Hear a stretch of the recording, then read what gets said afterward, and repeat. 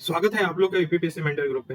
हम लोग का 13वां एक और लेक्चर बचेगा। 14 मतलब 14 लेक्चर में हम खत्म कर रहे हैं इसको। एक बीच में बढ़ गया था, ऐसे हाल दो 13 ही लेक्चर था, बट कोई नहीं, 14 दिन में खत्म कर रहे हैं। आप लोग को टाइम भी दिया जा रहा है, साथ में आप लोग के हिसाब से चला जा रहा है, लेकिन कुछ ऐसा है सुनने में आ रहा है कि आप लोग टाइम मैनेजमेंट नहीं कर पा रहे हो। भाई 2 घंटा हम बोले हैं, 2 घंटा, तो आप ऐसा जरूरी थोड़ी है कि आप एक ही लगातार एक बार में देख जाए। जब कहीं किसी कोचिंग कर लेंगे तो 2 घंटे से नीचे, 2.5 घंटे के नीचे एक लेक्चर आएगा नहीं, तो वहां पे कैसे मैनेज। हम तो कोशिश रहती है कि 1.5 घंटे के करीब में रखें हैं। तो आप लोग क्या करिए, इसको फुटकर में मैनेज करिए। मतलब कि एक मॉर्निंग में स्लॉट रख लीजिए आधा देखने का, आधा शाम को देख लीजिए, कौन सा दिक्कत है। और दूसरी बात है कि जब जहां बैठे रहे उस टॉपिक पे जो पढ़े हैं सोचते रहे। सोचने का निरंतर प्रक्रिया चलती रहनी चाहिए। आज कुछ दिमाग का दही फिर से करने जा रहे हैं, सॉरी है, लेकिन क्वेश्चन उठा था वो चीज। पहला क्वेश्चन उठा था संसदीय समिति को लेके। संसदीय समिति को लेके क्वेश्चन उठा था कि दो क्वेश्चन हो सकता है यहाँ पे कि संसदीय समितियां कितने प्रकार की हो सकती हैं, इसकी प्रासंगिकता क्या है वर्तमान समय में। तो इसको लेके आप लोग को टॉपिक नहीं मिल रहा है, लेकिन हम बता रखे हैं, वही में फुटकर में थोड़ा सा ध्यान से देखना होगा। आल्दो हम यहाँ पे समरी कर रहे हैं, तो संसदीय समितियां को देखने के तो दो संसदीय समिति के बारे में बताया है। पहले हमें सोचने का तरीका है कि प्रकार कितने होंगे। तो प्रकार में हम सोचेंगे दो तरीके के। एक होगा अस्थाई अस्थाई संसदीय समितियां, एक होगा तदर्थ। तदर्थ मतलब एडॉक, ठीक है। अस्थाई समितियां वो समितियां होती हैं जो प्रत्येक साल पे, हर एक वर्ष पे बनाई जाती हैं। और तदर्थ क्या, जैसा रिक्वायरमेंट होता है, ठीक है, और उस रिक्वायरमेंट के अनुसार क्या बनाया जाता है, इनको बनाया जाता है। जब इनका काम समाप्त हो जाता है तो इनको क्या कर दिया जाता है, समाप्त कर दिया जाता है। लेकिन अस्थाई समितियां क्या होते हैं, प्रत्येक साल पे बनती हैं। तो दो प्रकार हमने बताया। अब दो प्रकार को और खोलते हैं। अब देखो अस्थाई समितियां। अस्थाई समितियां में क्या होगा कि अस्थाई समितियां में कौन कौन होगा। एक तो जितनी वित्तीय समितियां हैं वो सारे आ जाएंगे। तो अब सवाल उठता है कि वित्तीय समितियां कौन कौन है। वित्तीय समितियां, तो वित्तीय समितियां देखो भाई तीन ही है। एक होता है लोक लेखा समिति, लोक लेखा समिति, और सब मेंस में ही पढ़ लोगे तो प्री में क्या पढ़ोगे। दूसरा क्या है, प्राकलन समिति। और तीसरा क्या है, तीसरा है सार्वजनिक उपक्रम समिति, उपक्रम समिति, ठीक है। तो ये तीन समितियां अस्थाई में होंगी, हर साल बनाई जाती हैं। और क्या क्या इसमें समितियां आ सकती हैं अस्थाई समितियां में। तो अस्थाई समितियां में देखो और जोड़ो, एससी एसटी के कल्याण, एससी एसटी समुदाय के कल्याण के लिए समितियां बनाई जाती हैं, ठीक है। इसी में कार्य मंत्रणा समिति बनती है। इसी में विशेषाधिकार समिति बनती है, विशेषाधिकार समिति, ठीक है। और विभागीय समितियां होती हैं इसी में, विभागीय। तो हमने क्या बताया, वित्तीय समितियां तीन प्रकार के, एससी एसटी समुदाय कल्याण समिति, विभागीय समिति, विशेषाधिकार समिति और कार्य मंत्रणा समिति। अब देखो विभागीय समिति के बारे में बात कर लें तो विभागीय समिति में अगर लिखने के आए तो कुल 24 समितियां बनती हैं। 24 समितियां बनती हैं विभागीय में, ठीक है, अस्थाई समितियां। और 24 बनती हैं टोटल। और 24 में से ध्यान रखना कि इसमें इसमें ऐसा होता है, 24 में 16 और 8 का डिवीजन होता है। 16 और 8 का, 8 राज्यसभा में बनती हैं विभागीय समितियां, और 16 क्या है, 16 लोकसभा में बनती हैं, 16 लोकसभा में बनती हैं, ठीक है। अब इनका काम क्या होता है, तो जो भी विभाग द्वारा अनुदान मांगा जाता है, अनुदान मांगा जाता है, उन अनुदान पे ये क्या करती हैं, मांगों की जांच करती हैं। और उन मांगों की जांच करेंगी, और जांच करने के बाद वो क्या करेंगी, रिपोर्ट सौंपेंगी, ठीक है। तो ये विभागीय है। और एक और बड़ी बात है कि विभागीय समितियों में ध्यान रखना है कि टोटल कितने सदस्य होते हैं। अधिकतम हो सकते हैं 31। अधिकतम कितने हो सकते हैं, 31। 31 में लोकसभा से अधिकतम हो सकते हैं 21। ध्यान रखना अप टू है, अप टू। ऐसा नहीं है कि सबसे बड़ी समिति पूछ ले तो विभागीय समितियों को मार के आओगे, नहीं साहब, आपको प्राकलन समिति मार के आना है, ठीक है। और राज्यसभा में सदस्य कितने मनोनयन किया जा सकता है, तो 10। तो इन समितियों में राज्यसभा के, लोकसभा के 21 और राज्यसभा के अधिकतम 10 सदस्य का मनोनयन किया। कौन करता है, तो साहब स्पीकर करता है। और राज्यसभा से कौन करता है, सभापति करता है, ठीक है, तो इतना हमने बता दिया अस्थाई का। अब जरा सा आ जाते हैं तदर्थ में। तदर्थ, दूसरा तदर्थ समिति में हमने कहा कि ये उद्देश्य अनुसार बनाई जाती हैं। जब उद्देश्य समाप्त हो जाता है तो इनको डिजोल्व कर दिया जाता है। तो तदर्थ समितियों में कौन कौन आती हैं, ये ज्यादा इंपॉर्टेंट है। तो ध्यान रखना कि दो समितियों का नाम लेंगे, एक जांच समिति और दूसरा हम लेंगे सलाहकार समिति। ठीक है ना। इन दो समितियों के ऊपर देखें तो कोई विधेयक बनाना हो तो उस पर सलाह लेना हो, विधेयक के ऊपर कोई विधेयक बनाना है उस पर सलाह लेना है तो ये बनाएंगे सलाहकार समितियां। और जब विधेयक पे विचार कर लिया जाएगा और जब ये रिपोर्ट दे देंगे तो ये क्या हो जाएगा, डिसॉल्व हो जाएगा। जांच समिति का मतलब है कि तत्कालीन घटना की जांच की जाए, कोई भी तत्कालीन घटना है उससे संबंधित जांच करने की जांच समिति बनाई जाती है और फिर ये रिपोर्ट सौंप देती है और डिसॉल्व हो जाती है। तो हमने समितियों के बारे में पढ़ लिया कि समितियां कितनी होती हैं। अब जरा सा दही करते हैं दिमाग का कि प्रासंगिकता हमको निकालना है इन्हीं से कि क्या प्रासंगिकता है। तो हमने बताया था पहले कि ये लघु संसद बोला जाता है इनको, पहली बात। दूसरी बात, इनमें विशेषज्ञता होता है जिस विषय पे विचार करने के इनपुट अच्छा मिलता है। तीसरी बात, प्रासंगिकता का क्या है कि जो विधेयक होते हैं या प्रस्ताव होते हैं उस विधेयक को अच्छे से देखते हैं ठोक बजा के कि विधेयक में कोई कमी तो नहीं है। अगर कमी है तो उन कमियों को निकालना इनका काम होता है। अगर कोई सिफारिश करने की बात होती है कि विधेयक को क्या करना चाहिए, सिफारिश करना चाहिए, कुछ इसमें कमियां हैं तो उसको प्रावधान को बताती भी है, कमियों को हटाने के लिए प्रावधान भी लाती है। तो ये विधेयक का हुआ। और अस्थायी समितियां का काम क्या था, तो हमने बताया था कि अस्थायी समिति में एक विभागीय है, तो अनुदान संबंधी को देख के अनुदान संबंधी विभागीय समितियां क्या करती है, अनुदान संबंधी को देख के उसकी प्रभावशीलता बढ़ाती हैं और दक्षता बढ़ाती हैं खर्च करने की। ठीक है, तो दक्षता बढ़ाती हैं। फिर हम बता देंगे कि तदर्थ में वाला के विशेष ले लेंगे, विशेषता तदर्थ में कि कोई विशेष महत्व के जांच की बात हो तो वो जांच कौन करती हैं, समितियां करती हैं। फिर तदर्थ की ये भी बता सकते हैं कि अब विधेयक पे विचार करने के काम करती हैं, तो ये भी बता देंगे। फिर प्रासंगिकता में आ जाएंगे नेक्स्ट कि लोकतंत्र में कौन सी लोकतंत्र की बात हो रही है, संसदीय लोकतंत्र को बढ़ावा देने का काम कौन करती हैं, यही करती हैं। संसदीय लोकतंत्र में एक खामी है कि वो किसी विधेयक को एनालिसिस नहीं कर पाती हैं, तो विश्लेषण करती हैं। तो आप कितना दे सकते हैं इसकी प्रासंगिकता पे, प्रासंगिकता के बाद में होगा। अब आ जाते हैं आलोचना करते हैं।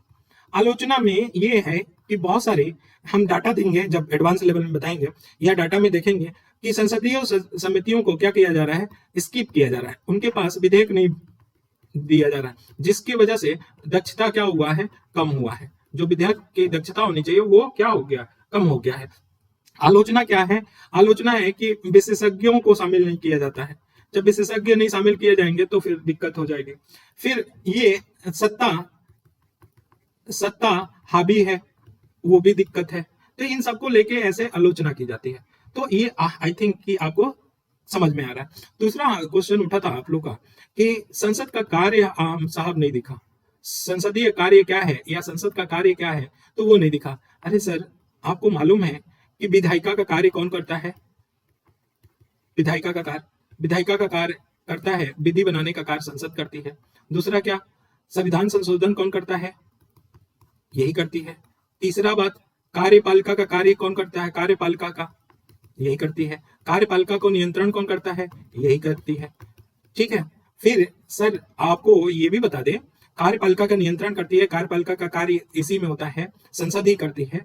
और न्याय संबंधित कार्य करती है। तो न्याय संबंधी कार्य कौन करती है, तो न्याय संबंधी कार्य में जैसे प्रेसिडेंट को हटाना है, वाइस प्रेसिडेंट को हटाना है, सुप्रीम कोर्ट के जज को हटाना है, ये न्यायिक कार्य है इसके। तो यही तो कार्य है साहब। आप लोग क्यों इतना मतलब सोच समझ के नहीं बोलते हो, हमने बता रखा है उसमें, तो कार्य तो यही है और इसी कार्य में लिखना है आपको। 4-4 लाइन एग्जाम्पल देते होंगे, खत्म हो गया। चाहे 200 वर्ड में आए, चाहे 125 में आए तो थोड़ा कम लिखो। लिखना तो 2 पेज यहाँ पे, यहाँ 3 पेज लिखना है। ठीक, अब आ जाते हैं अपने मेन टॉपिक की तरफ। तो मेन टॉपिक हमारा है संघवाद।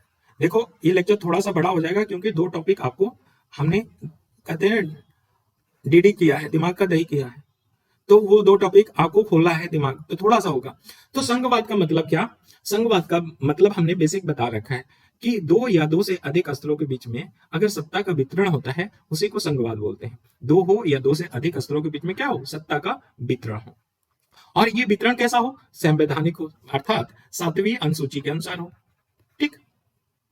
तो हमें जैसे राष्ट्रीय स्तर पे, प्रांतीय स्तर पे और स्थानीय स्तर पे वितरण देखा जाता है। कहाँ पे? तो एक सेंटर पे, एक स्टेट के स्तर पे और एक लोकल पंचायती राज पीआरआई के स्तर पे हमें ये विभाजन देखने को मिलता है। तो वो संघवाद का है। तो संघवाद का साहब विशेषताएं क्या है? कब हम बोलेंगे कि संघवाद है और संघवाद की विशेषताएं क्या निहित होनी चाहिए जिसकी वजह से हम संघवाद बोलेंगे? तो ये क्वेश्चन बन सकता है कि संघवाद की विशेषताएं बताएं। संघवाद क्या है और संघवाद की विशेषताएं बताएं। तो विशेषताएं का मतलब कि कोई महत्वपूर्ण निर्णय हो। संघवाद की विशेषता में पहला विशेषता है कि अगर कोई महत्वपूर्ण निर्णय लेना है तो जिस स्तर पे वितरण किया गया है उन स्तरों पे सहमति की आवश्यकता होती है। सहमति की आवश्यकता होती है। ठीक है। तो महत्वपूर्ण निर्णय के लिए दोनों स्तर पे, केंद्र के स्तर पे और राज्य के स्तर पे क्या हो? वितरण की जो निर्णय लिया जाएगा इन दोनों पे सहमति होनी चाहिए। पहली विशेषता ये हुआ। दूसरा है कि राजस्व के निर्धारित स्रोत के साथ प्रत्येक को वित्तीय स्वायत्तता मिलनी चाहिए। अर्थात कहने का मतलब कि जो फाइनेंस कमीशन सुझाव देगा कि कितना सेंटर का होगा, कितना स्टेट का होगा, उसके अलावा वित्तीय स्वायत्तता प्रदान किसको दिया जाता है? स्टेट को दिया जाता है। तो इसमें राजस्व के निर्धारित स्रोत के साथ साथ क्या किया जाएगा? प्रत्येक को वित्तीय स्वायत्तता की अधिकार होता है। ठीक है। तो दूसरा बताया विशेषता है। तीसरा क्या है? एकता और क्षेत्रीय विविधता को बढ़ावा देने के दोहरे उद्देश्य है। मतलब एकता को बढ़ावा देना है और साथ साथ में क्षेत्रीय विविधता को बढ़ावा देना है। ये दोहरा उद्देश्य है। मतलब कि जब एकता की बात आए, कोई चीज एकता की बात हो तो उसको बढ़ावा जाए और साथ साथ में क्षेत्रीय विविधता को बढ़ावा देने का मतलब कि मान लो कि बहुत सारे क्षेत्रीय विविधता है और उन क्षेत्रीय विविधता में भूखमरी, गरीबी, बेरोजगारी जैसी समस्याएं हैं, तो इन समस्याओं का भी निदान करना इसका एक विशेषता है। ठीक है। और सरकार दो या दो से अधिक स्तर पे पाई जाती है। ये भी विशेषता है कि सरकार के दो या दो से अधिक स्तर पाए जाएंगे, तभी तो यहाँ पे शक्ति का वितरण होगा या सत्ता का वितरण होगा। ठीक है। और तीसरा बताएंगे कि प्रत्येक स्तर पे अपना अधिकार क्षेत्र होता है। प्रत्येक स्तर पे क्या होता है? अपना अधिकार क्षेत्र होता है। और सैद्धांतिक रूप से देखें तो प्रत्येक स्तर के अस्तित्व और प्राधिकार की गारंटी दी गई है। तो हमने क्या क्या बताया, इसमें आपको समझ में आना चाहिए की वर्ड क्या होना चाहिए इसका। हमने कहा कि देखो विशेषताएं बड़ा आसान है कर विशेषताएं लिखना। जब संघवाद को समझ गए हैं तो हमको याद नहीं करना है। देखो इसमें ना आप लोग क्या होता है ना कि सोचते हो कि हमें एक बार पढ़ लें और याद हो जाए, ये हो नहीं सकता साहब। आपको ना, आप लोग चूंकि खुद ही गुरुजन हैं तो आपको क्या बताएं, आपको इतनी बात तो समझ में आना चाहिए कि सबसे बड़ी की वर्ड है रिवीजन। जितनी बार रिवीजन करेंगे, जो टॉपिक पढ़े रहेंगे उसमें से एक की वर्ड निकल के आ जाएगा और उतनी ही अच्छे से मेंस में लिखेंगे। तो जितनी बार रिवीजन, ये टारगेट रहना चाहिए कि मेंस देने से पहले 7 बार रिवीजन हो जाना चाहिए। अब देखो फिर कैसे धूम मचाते हो। तो विशेषता में पहला बताया था कि दोनों स्तर पे सहमति होना चाहिए। तो पहला क्या हमारा होना चाहिए कीवर्ड? सहमति होना चाहिए। तो किसके बीच में? दोनों के, केंद्र और राज्य के बीच। दूसरा बताया कि वित्तीय स्रोत निर्धारित हो और क्या हो? स्वायत्तता प्राप्त हो। ठीक है, स्वायत्तता प्राप्त हो। तीसरा हमने बताया कि एकता और क्षेत्रीय विविधता को बढ़ावा दे, ये तीसरा था। चौथा था कि सरकार के कम से कम 2 स्तर में विभाजन हो, अर्थात सेंटर और स्टेट, या स्टेट को देख लो तो स्टेट और पीआरआई। ठीक है। प्रत्येक स्तर पे अपना अधिकार क्षेत्र हो। 7वीं अनुसूची जब याद करोगे तो सबको संघ के लिए अधिकार केंद्र को दिया गया है, राज्य को लिए अपना अधिकार दिया गया है, समवर्ती में दोनों का है। तो प्रत्येक क्षेत्र का अपना अधिकार है और संवैधानिक रूप से प्रत्येक स्तर को अस्तित्व और प्राधिकार की गारंटी है। और 7वां अनुसूची गारंटी तो देता है। तो सहमति हो गया, वित्तीय स्वायत्तता हो गया और विविधता को बढ़ावा देने के साथ साथ 2 स्तर पे होना चाहिए कम से कम संघवाद को देखने के लिए। अधिकार देता है। ठीक है, प्रत्येक स्तर पे अधिकार देता है और गारंटी देता है। बस यही होगा विशेषता। ठीक है ना। अब आते हैं सर, भारत में संघवाद का विकास कैसे हुआ? तो देखो भारत के शासन अधिनियम था ना, जो भारत एक्ट 1935 में, उसमें संघ योजना की कल्पना किया गया था, संघीय व्यवस्था की कल्पना की गई थी इसमें 1935 में। ठीक है, तो पहली कल्पना कहाँ की गई थी? 1935 में, और यहां से संघवाद का जर्नी स्टार्ट होता है। ठीक है, लेकिन इस 1935 वाले अधिनियम में देश की स्वतंत्रता के समय भारत में पूरी तरह से संघीय राजनीतिक व्यवस्था की परिकल्पना नहीं की गई थी। परिकल्पना की गई थी संघीय योजना का, लेकिन राजनीतिक स्तर पे परिकल्पना नहीं की गई थी। इसी कारण देखा जाएगा कि भविष्य में फुट और अलगाववादी जैसी प्रवृत्तियां बढ़ावा दिया गया और इसकी परिणति के रूप में 1947 का विभाजन देखा गया। ठीक सर। अब भारत के संघवाद की एक प्रमुख विशेषता इसकी असममित प्रकृति है। तो मतलब कि भारत की संघवाद की मतलब है कि भारत की जो संघवाद की प्रमुख विशेषता में देखें तो असममित प्रकृति की पाई जाती है। भारत में मुख्य राजनीतिक इकाई कौन कौन से हैं? तो केंद्र है और राज्य है। ठीक, लेकिन इसके और भी अन्य रूप हैं जिनमें विशेष रूप से स्थानीय आ जाता है, ऐतिहासिक आ जाता है, भौगोलिक संदर्भ में संबोधित करने के लिए स्थापित किया गया। मतलब कहने का मतलब कि सेंटर, राजनीतिक इकाई सेंटर और स्टेट पे देखा जाता है, लेकिन केवल सेंटर और स्टेट को नहीं देख सकते संघवाद में। संघवाद में स्थानीय लेवल पे भी देखना पड़ेगा, ऐतिहासिक लेवल में क्या हुआ था वो देखना पड़ेगा, ऐतिहासिक देखना पड़ेगा, और साथ ही साथ हमें क्या देखना पड़ेगा? संघवाद के लिए भौगोलिक को भी ध्यान में रखना होगा, और तभी जाके संघवाद को क्या किया जा सकता है? परिपूर्ण किया जा सकता है।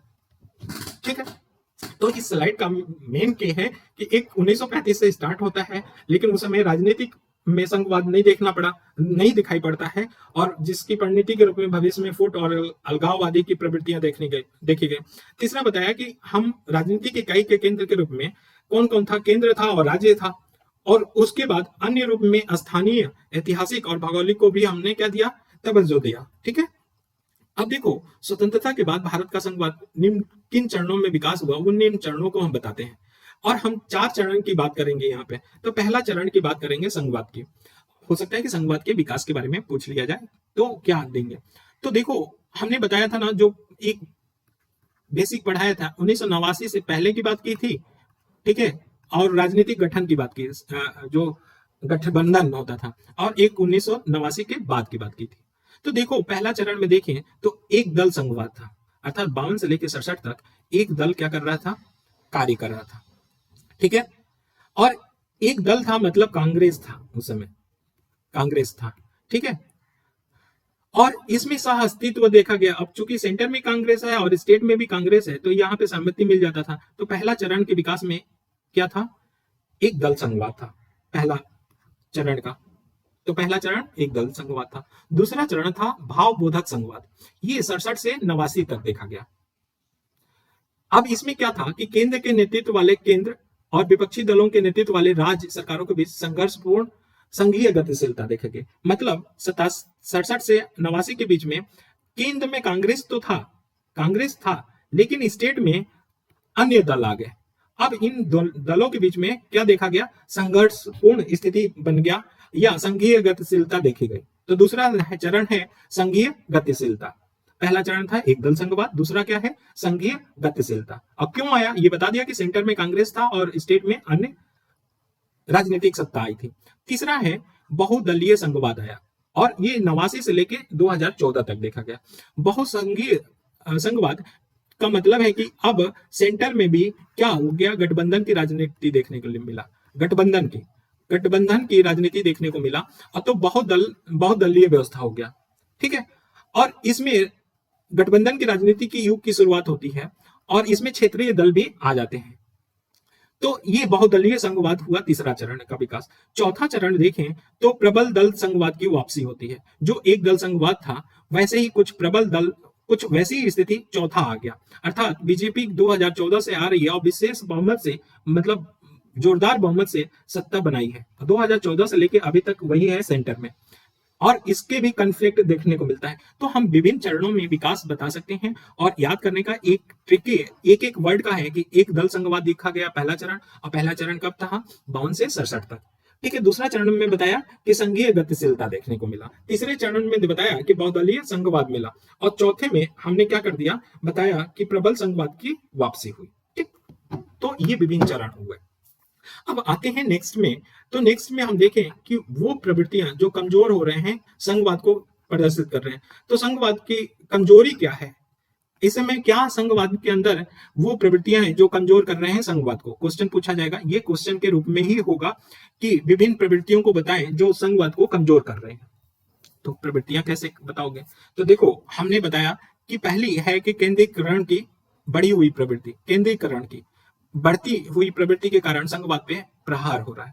कैसे, जैसे संघ राज और समवर्ती सूचियों के विभाजन में परिवर्तन किया जा रहा है। तो संघ और राज और समवर्ती सूचियों के विभाजन में परिवर्तन किया जा रहा है। जो मूल संविधान था अभी मूल संविधान से परिवर्तित होकर कुछ इतर हो गया, तो केंद्रीकरण की प्रवृत्ति बढ़ रही है। दूसरा क्या, दिल्ली तथा जम्मू और कश्मीर संबंधित जो घटनाएं देखें, दिल्ली में आए दिन अरविंद केजरीवाल सवाल उठाते हैं कि साहब हमारे ऊपर हावी हो रहे हैं सेंटर। जम्मू और कश्मीर की बात छिपी हुई नहीं है। जब ये 370 रिवॉक कर दिया गया, आर्टिकल हटा दिया गया, तब से ये बातें केंद्रीकरण के समक्ष उत्पन्न हुई। तीसरा एग्जाम्पल हम दे सकते हैं कि कृषि कानून आया था, 3 कानून थे और कानून पारित करने का तो संबंध में आपत्तियां बहुत सारे थे। केरल सरकार ने तो इसको अनुमति ही नहीं दी, हरियाणा और पंजाब ने तो विरोध किया था, खूब जम के विरोध किया था। तो केंद्रीकरण की बढ़ती हुई प्रवृत्ति में ये 3 एग्जाम्पल हम दे सकते हैं और तीनों एग्जाम्पल को लिख सकते हैं। पहले, केंद्रीकरण की बढ़ती हुई प्रवृत्ति के कारण संघवाद को झटका पहुंचा। दूसरा क्या, बढ़ती क्षेत्रीय मांग है। अब क्षेत्रों की मांग बढ़ रही है, इसकी वजह से संघवाद पे प्रहार हुआ है। कैसे कि पहचान की बात हो, अलगाववादी प्रवृत्ति हो। जैसे एग्जाम्पल ले लें कि नॉर्थ ईस्ट में पहचान की बात, जो ट्राइब है वो बोडो ट्राइब है, वो बोडो ट्राइब अपनी पहचान को लेके क्षेत्रीय मांग कर रही है, कह रहे हैं कि हमको एक अलग राज्य बना दो साहब। दूसरी, अलगाववादी प्रवृत्ति को जम्मू एंड कश्मीर को लेके कह रहे हैं साहब हमको अलग राज्य, हमें स्वतंत्रता प्रदान कर दो। तीसरा, गोरखालैंड कह रहा है कि साहब हमको नहीं रहना वेस्ट बंगाल में, हमको अलग दे दो, हमारी अलग पहचान है। तो बढ़ती हुई क्षेत्रीय मांग क्या कर रही है, संघवाद पे प्रहार कर रही है। और बढ़ती क्षेत्रीय शक्ति विदेश नीति को प्रभावित कर रही है। जैसे एग्जाम्पल में के रूप में ले लो, सिर्फ आपको समझ में आ रहा है कि नहीं, हमें लग रहा है कि समझ में आना चाहिए, बड़ी सिंपल लैंग्वेज में बता रहे हैं। और जब भी संघवाद पे अच्छे क्वेश्चन बन रहे हैं इस समय, और ये एडवांस लेवल पे हमने तो संघवाद बड़े बेसिक बता के छोड़ दिया। और यहाँ पे आपको क्या होना ना कि दिमाग चलाना है। तो हमने बताया कि केंद्रीकरण की प्रवृत्ति के कारण संघवाद होगा, उसके एग्जाम्पल बताया। बढ़ती क्षेत्रीय मांग की वजह से संघवाद पे प्रहार हो रहा है, उसके एग्जाम्पल एक बता दिया। दूसरा बता रहे हैं कि क्षेत्रीय, जैसे नॉर्थ ईस्ट में ये हमेशा आक्षेप लगता रहता है कि चीन क्या कर रहा है, माओवादी को बढ़ावा दे रहा है इसमें चीन, क्योंकि अरुणाचल प्रदेश लगा हुआ है चीन से। तो माओवादी को बढ़ावा दे रहा है कौन, चीन, और हथियार सप्लाई कर रहा है। तो इसकी वजह से बढ़ती क्षेत्रीय शक्ति विदेश नीति को प्रभावित कर रही है। तो क्षेत्रीय शक्ति जो है ना, वहां पे विदेश नीति को क्या कर दे रही है, प्रभावित कर रही है। दूसरा एग्जांपल दे रहे हैं कि ये विदेश चीन क्या कर रहा है, प्रभावित कर रहा है। दूसरा एग्जांपल ले लो एक और, कि क्षेत्रीय शक्ति विदेश नीति को प्रभावित कर रही है। कैसे साहब, तो क्षेत्रीय शक्ति जैसे जम्मू एंड कश्मीर के ले लें बात करें, तो ये क्षेत्रीय शक्ति है। अब ये क्या कर रही है कि अलगाववादी की बात कर रही है, ठीक है, और साथ ही साथ ये पाक को अपने समर्थन में ले रही हैं, तुर्की को अपने समर्थन में ले रही हैं, जो इस्लामिक संगठन है उसमें अपनी आवाज उठा रही है कि साहब देखो भारत हमारा क्या कर रहा है, शोषण कर रहा है हमारे क्षेत्र को, और हमको अलग कर देना चाहिए। अब यहाँ की नीति क्या है, तो ये अब इसके लिए जम्मू कश्मीर के लिए भारत की नीति क्या हो रही है, चेंज हो रही है। तो क्षेत्रीय शक्ति भी प्रभावित कर रही है, ये बात समझ में आना चाहिए। अब तीसरा क्या संघवाद पे प्रहार कर रहा है, अभी हमने ये पढ़ लिया समरी के रूप में कि बढ़ती हुई केंद्रीकरण प्रभावित कर रही है संघवाद को। दूसरा हमने पढ़ा कि क्षेत्रीय मांग भी प्रभावित कर रही है, चाहे पहचान के रूप में हो चाहे विदेश नीति के रूप में। तीसरा बताया कि राज्यपाल के पद का दुरुपयोग हो रहा है। राज्यपाल के पद का दुरुपयोग हो रहा है कि मतलब कि केंद्रीकरण की एक तरह से कहा जाए कि प्रवृत्ति राज्यपाल को पद का दुरुपयोग करना भी है, तो उसमें एग्जाम्पल में ये भी जोड़ सकते हैं केंद्रीकरण में। तो राज्यपाल के पद का दुरुपयोग किया जा रहा है क्या, कि सेंटर में कोई अलग सत्ताधारी है और स्टेट में अलग सत्ता है, अलग राजनीतिक दल का सत्ता है, तो वहां पे दुरुपयोग किया जा रहा है इसका, राज्यपाल के पद का, ठीक है। और आर्थिक और वित्तीय क्षमताओं के संबंध में राज्य की आर्थिक असंगतता देखने को मिल रही है, ये भी संघवाद को कर रहा है। आए दिन विशेष राज्य की मांग कर रहा जा रहा है, बहुत सारे राज्यों के साथ कि हमें साहब विशेष राज्य की दर्जा दे दो, क्योंकि हमारा क्षेत्र गरीबी, भुखमरी और बेरोजगारी से जूझ रहा है सर, दे दो। ठीक है, तो एक तो यहाँ मांग हो गई, क्षेत्रीय मांग हो रही है। तीसरी बात यहाँ पे बोल रहा है कि बहुत सारे राज्य ऐसे हैं जो असमर्थ हैं, और असमर्थ हैं उतना पैसा जितना चाहिए जनता को कल्याण करने के लिए, जनता के हित में योजना चलाने के लिए, उतना पैसा मिल नहीं रहा है। अब साहब वो क्या चाह रहे हैं कि विदेश के निवेश चाह रहे हैं, विदेशी निवेश चाह रहे हैं, तो यहाँ पे सेंटर की सहमति चाहिए। दूसरी चाह रहे हैं कि विदेश से हम ऋण ले लें, तब भी क्या करना चाहिए, सेंटर का दबदबा होता है, तो ऋण लेने के लिए बिना सहमति के ऋण नहीं लेते हैं, तो आर्थिक और वित्तीय क्षमताओं में भी प्रभावित हो रही है, इसकी वजह से संघवाद भी प्रभावित हो रहा है। ठीक है ना। अब देखो, एक राष्ट्र एक बाजार, एक राष्ट्र एक राशन कार्ड, एक राष्ट्र एक सीड, ठीक है ना, जैसी विकासात्मक अवधारणाएं संघीय सिद्धांत को कमजोर कर रही हैं। कहने का मतलब कि जब एक राष्ट्र एक राशन कार्ड की बात कर रही हैं, तो एक राष्ट्र की बात कर रहे हो, एक राष्ट्र की बात कर रहे हो, मतलब यहाँ पे सेंटर की बात कर रहे हो, यहाँ स्टेट कहाँ है साहब। एक राष्ट्र एक बाजार जीएसटी में बात कर रहे हो, जीएसटी में बात कर रहे हो कि एक राष्ट्र होना चाहिए, एक बाजार होना चाहिए, तो साहब इसमें स्टेट का कहाँ अधिकार है। तो ये सारी विकासात्मक जो अवधारणाएं हैं वो संघीय सिद्धांत के क्या कर रही है, कमजोर कर रही हैं, सेंटर को डोमिनेंट बना रही हैं। फिर से केंद्रीकरण में ये एग्जांपल दे सकते हो, राज्यपाल को एग्जांपल दे सकते हो, ये सारे केंद्रीकरण में दे सकते हो जो बताया, और केंद्रीकरण वाला क्वेश्चन पूछा जा चुका है। अब जैसे नीति आयोग का गठन हो गया, जीएसटी का गठन हो गया, तो नीति आयोग और जीएसटी का गठन होने की वजह से कुछ परिवर्तन दिखे हैं किसमें, संघीय ढांचे में। संघीय ढांचे में कुछ परिवर्तन देखने को मिला है। नीति आयोग संघीय प्रवृत्ति को बढ़ावा दे रहा है, ठीक है, जीएसटी भी संतुलित कर रहा है।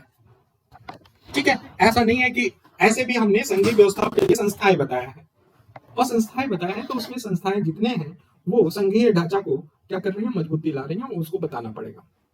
तो संघवाद को कमजोर करने की प्रवृत्ति बताया हमने, एग्जाम्पल में बता दिया क्या क्या, कि केंद्रीकरण की प्रवृत्ति बढ़ रही है, क्षेत्र की मांग बढ़ रही है, ठीक है, क्षेत्र की मांग बढ़ रही है। तीसरा हमने बताया राज्यपाल का दुरुपयोग कमजोर क्यों हो रहा है। चौथा बताया आर्थिक रूप से झुका हुआ सेंटर की तरफ, ठीक है। इसमें फिर हमने क्या बताया, हमने बताया कि जो इससे पहले एक और पॉइंट है कि एक राष्ट्र और एक बाजार, एक राष्ट्र एक राशन कार्ड की अवधारणा, ये भी क्या है, संघीय सिद्धांत के विपरीत है। तो हम इतने सारे बता दिए हैं पॉइंट में। अब देखो संघवाद की वो प्रवृत्ति जो प्रति संतुलित करने का प्रदर्शन कर रही है, जो संघवाद को क्या कर रहे हैं, बढ़ावा दे रहे हैं। तो संघवाद को बढ़ावा देने के लिए हमने संस्थाएं बताया था। संस्था को एक बार एग्जाम्पल में बता रहे हैं कि संस्था में एक नीति आयोग बताया था हमने, दूसरा जीएसटी आयोग बताया था, तीसरा हमने बताया था कि इसमें जो राजकीय अंतरराज्यीय परिषद था, ठीक है, नदी विवाद पे था, ठीक है, या जल विवाद प्राधिकरण था, ठीक है, ये संस्थाएं थे, ठीक है। अब देखो एक यहाँ पे दिमाग खोलने की बात आ रही है, इसके ऊपर अभी आ रहे हैं लेकिन थोड़ा सा और डिटेल में, क्योंकि यहाँ से क्वेश्चन बनने की ज्यादा संभावना हो रही है। अब जरा सा देखो कि संघवाद को पिछले हमने बताया था कि संघवाद को ऐसा है ना कि एकीकरण केंद्रीकरण बढ़ रहा है। अब केंद्रीकरण की इतने ज्यादा क्वेश्चन आ रहे हैं कि संघवाद को लेके केंद्रीकरण की स्थिति बढ़ रही है। देखो सीबीआई के यूज, सीबीसी का यूज केंद्र के हाथ में है, एनआईए के यूज केंद्र के हाथ में है, ठीक है, जो भी आतंकवादी विरोधी संस्था है वो केंद्र के हाथ में है, ठीक है। फिर राज्यपाल है, राज्यपाल का दुरुपयोग कर रहा है। फिर जो आईएएस है, आईपीएस है, ये भी बढ़ावा दे रहे हैं केंद्र को, जो संघीय केंद्रीकरण को बढ़ावा दे रहे हैं, क्योंकि केंद्र के हाथ में। तो सोचो ना कितना सोच सकते हो, ठीक है। तो अब हम आ जाते हैं कि वो प्रवृत्ति जो प्रति संतुलन कर रहे हैं संघवाद को। तो हमने एक संस्था के बारे में बात कर दिया, संस्था के बारे में बात करेंगे। प्रतिस्पर्धी आयोग बनाया गया है। प्रतिस्पर्धा आयोग क्या है, प्रतिस्पर्धा आयोग ये पॉजिटिव संघवाद को बढ़ावा देती है, निगेटिव को नहीं, ठीक है। सहकारी संघवाद जैसे विचार आया। सहकारी संघवाद कौन देता है? नीति आयोग बढ़ावा देता है। सहकारी संघवाद में जीएसटी है, ठीक है, वित्त आयोग है, ये सब आप बढ़ावा देते हैं, ठीक है, तो ये मजबूत कर रहे हैं। वित्तीय अवमूल्यन में सुधार किया जा रहा है, अर्थात राज्यों के लिए वित्तीय सहायता का बढ़ाना, संसाधनों के वितरण को निष्पक्ष और अधिक प्रभावी बनाना, ये किया जा रहा है। किसके माध्यम से किया जा रहा है? तो वित्त आयोग के माध्यम से किया जा रहा है, नीति आयोग के माध्यम से किया जा रहा है, जीएसटी के माध्यम से किया जा रहा है। एग्जाम्पल दो, कोविड-19 के समय में देखो तो राज्य सरकार ने महत्वपूर्ण भूमिका निभाई। जब भी है, हम क्यों इस कोविड-19 के जो हाहाकार मचा था, प्रलय बचा था, ठीक है, महामारी बचा था, तो उसमें सबसे ज्यादा इंपॉर्टेंट पीआरआई का था। पीआरआई अपने पंचायत लेवल पे क्या किया? सुरक्षित किया लोगों को। फिर स्टेट ने इसमें भूमिका लाया कंट्रोल करने के लिए। और ये जब तक संघवाद की अवधारणा नहीं होती, स्टेट इसमें साथ में नहीं आता, पीआरआई साथ में नहीं आता, तो क्या कोविड से निजात मिल पाता? बहुत महामारी फैलता। तो ये संघवाद को प्रदर्शित करने की एक बात कह रहे हैं, ठीक है। और हमने नीति आयोग और जीएसटी परिषद के बारे में बता ही दिया कि संघीय चरित्र को वृद्धि करते हैं। तो इस तरह प्रति संतुलन किया जा रहा है, संघवाद को बढ़ावा दिया जा रहा है। जब भी बात उठेगा तो आप ये बताओगे, ठीक है। अब आ जाओ, नेक्स्ट क्वेश्चन है हमारा कि संघीय ढांचे को मजबूत करने के लिए क्या क्या सुधार की आवश्यकता है? जो कमी देखा था उसमें क्या और सुधार कर सकते हैं? तो सुधार साहब ये कर सकते हैं कि 7वीं जो अनुसूची है उसके तहत शक्तियों का वितरण पे फिर से विचार करने की आवश्यकता है। बहुत सी शक्तियां ऐसी हैं जो ज्यादातर समवर्ती सूची की शक्तियां हैं, वो सेंटर के क्या है कि कुछ संघ सूचियां हैं सेंटर के पास है। जैसे सिंचाई की बात करें तो सिंचाई क्या है? वो राज्य सूची की बात है। और नदी किसकी बात है? संघ की बात है। तो ये सिंचाई में ऐसा है कि दोनों के पास होना चाहिए। ऐसा शक्ति नहीं होना चाहिए कि केंद्र पे एक पार्ट की, ऐसा है ना कि तुम्हारे शरीर का हड्डी हम ले रहे हैं और दिल तुम ले लो।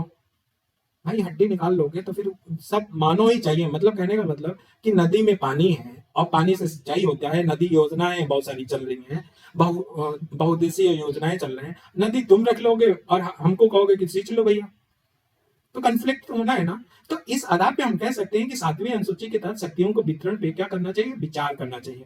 अब यहां से क्वेश्चन है कि ये क्वेश्चन वही उठ जाए कि क्वेश्चन पूछे कि 7वीं अनुसूची के तहत शक्तियों के वितरण पे फिर से विचार करना चाहिए। आप इस बात से सहमत हैं कि या असहमत हैं? पक्ष या विपक्ष में अपना क्या कर रहे हैं? मत दें।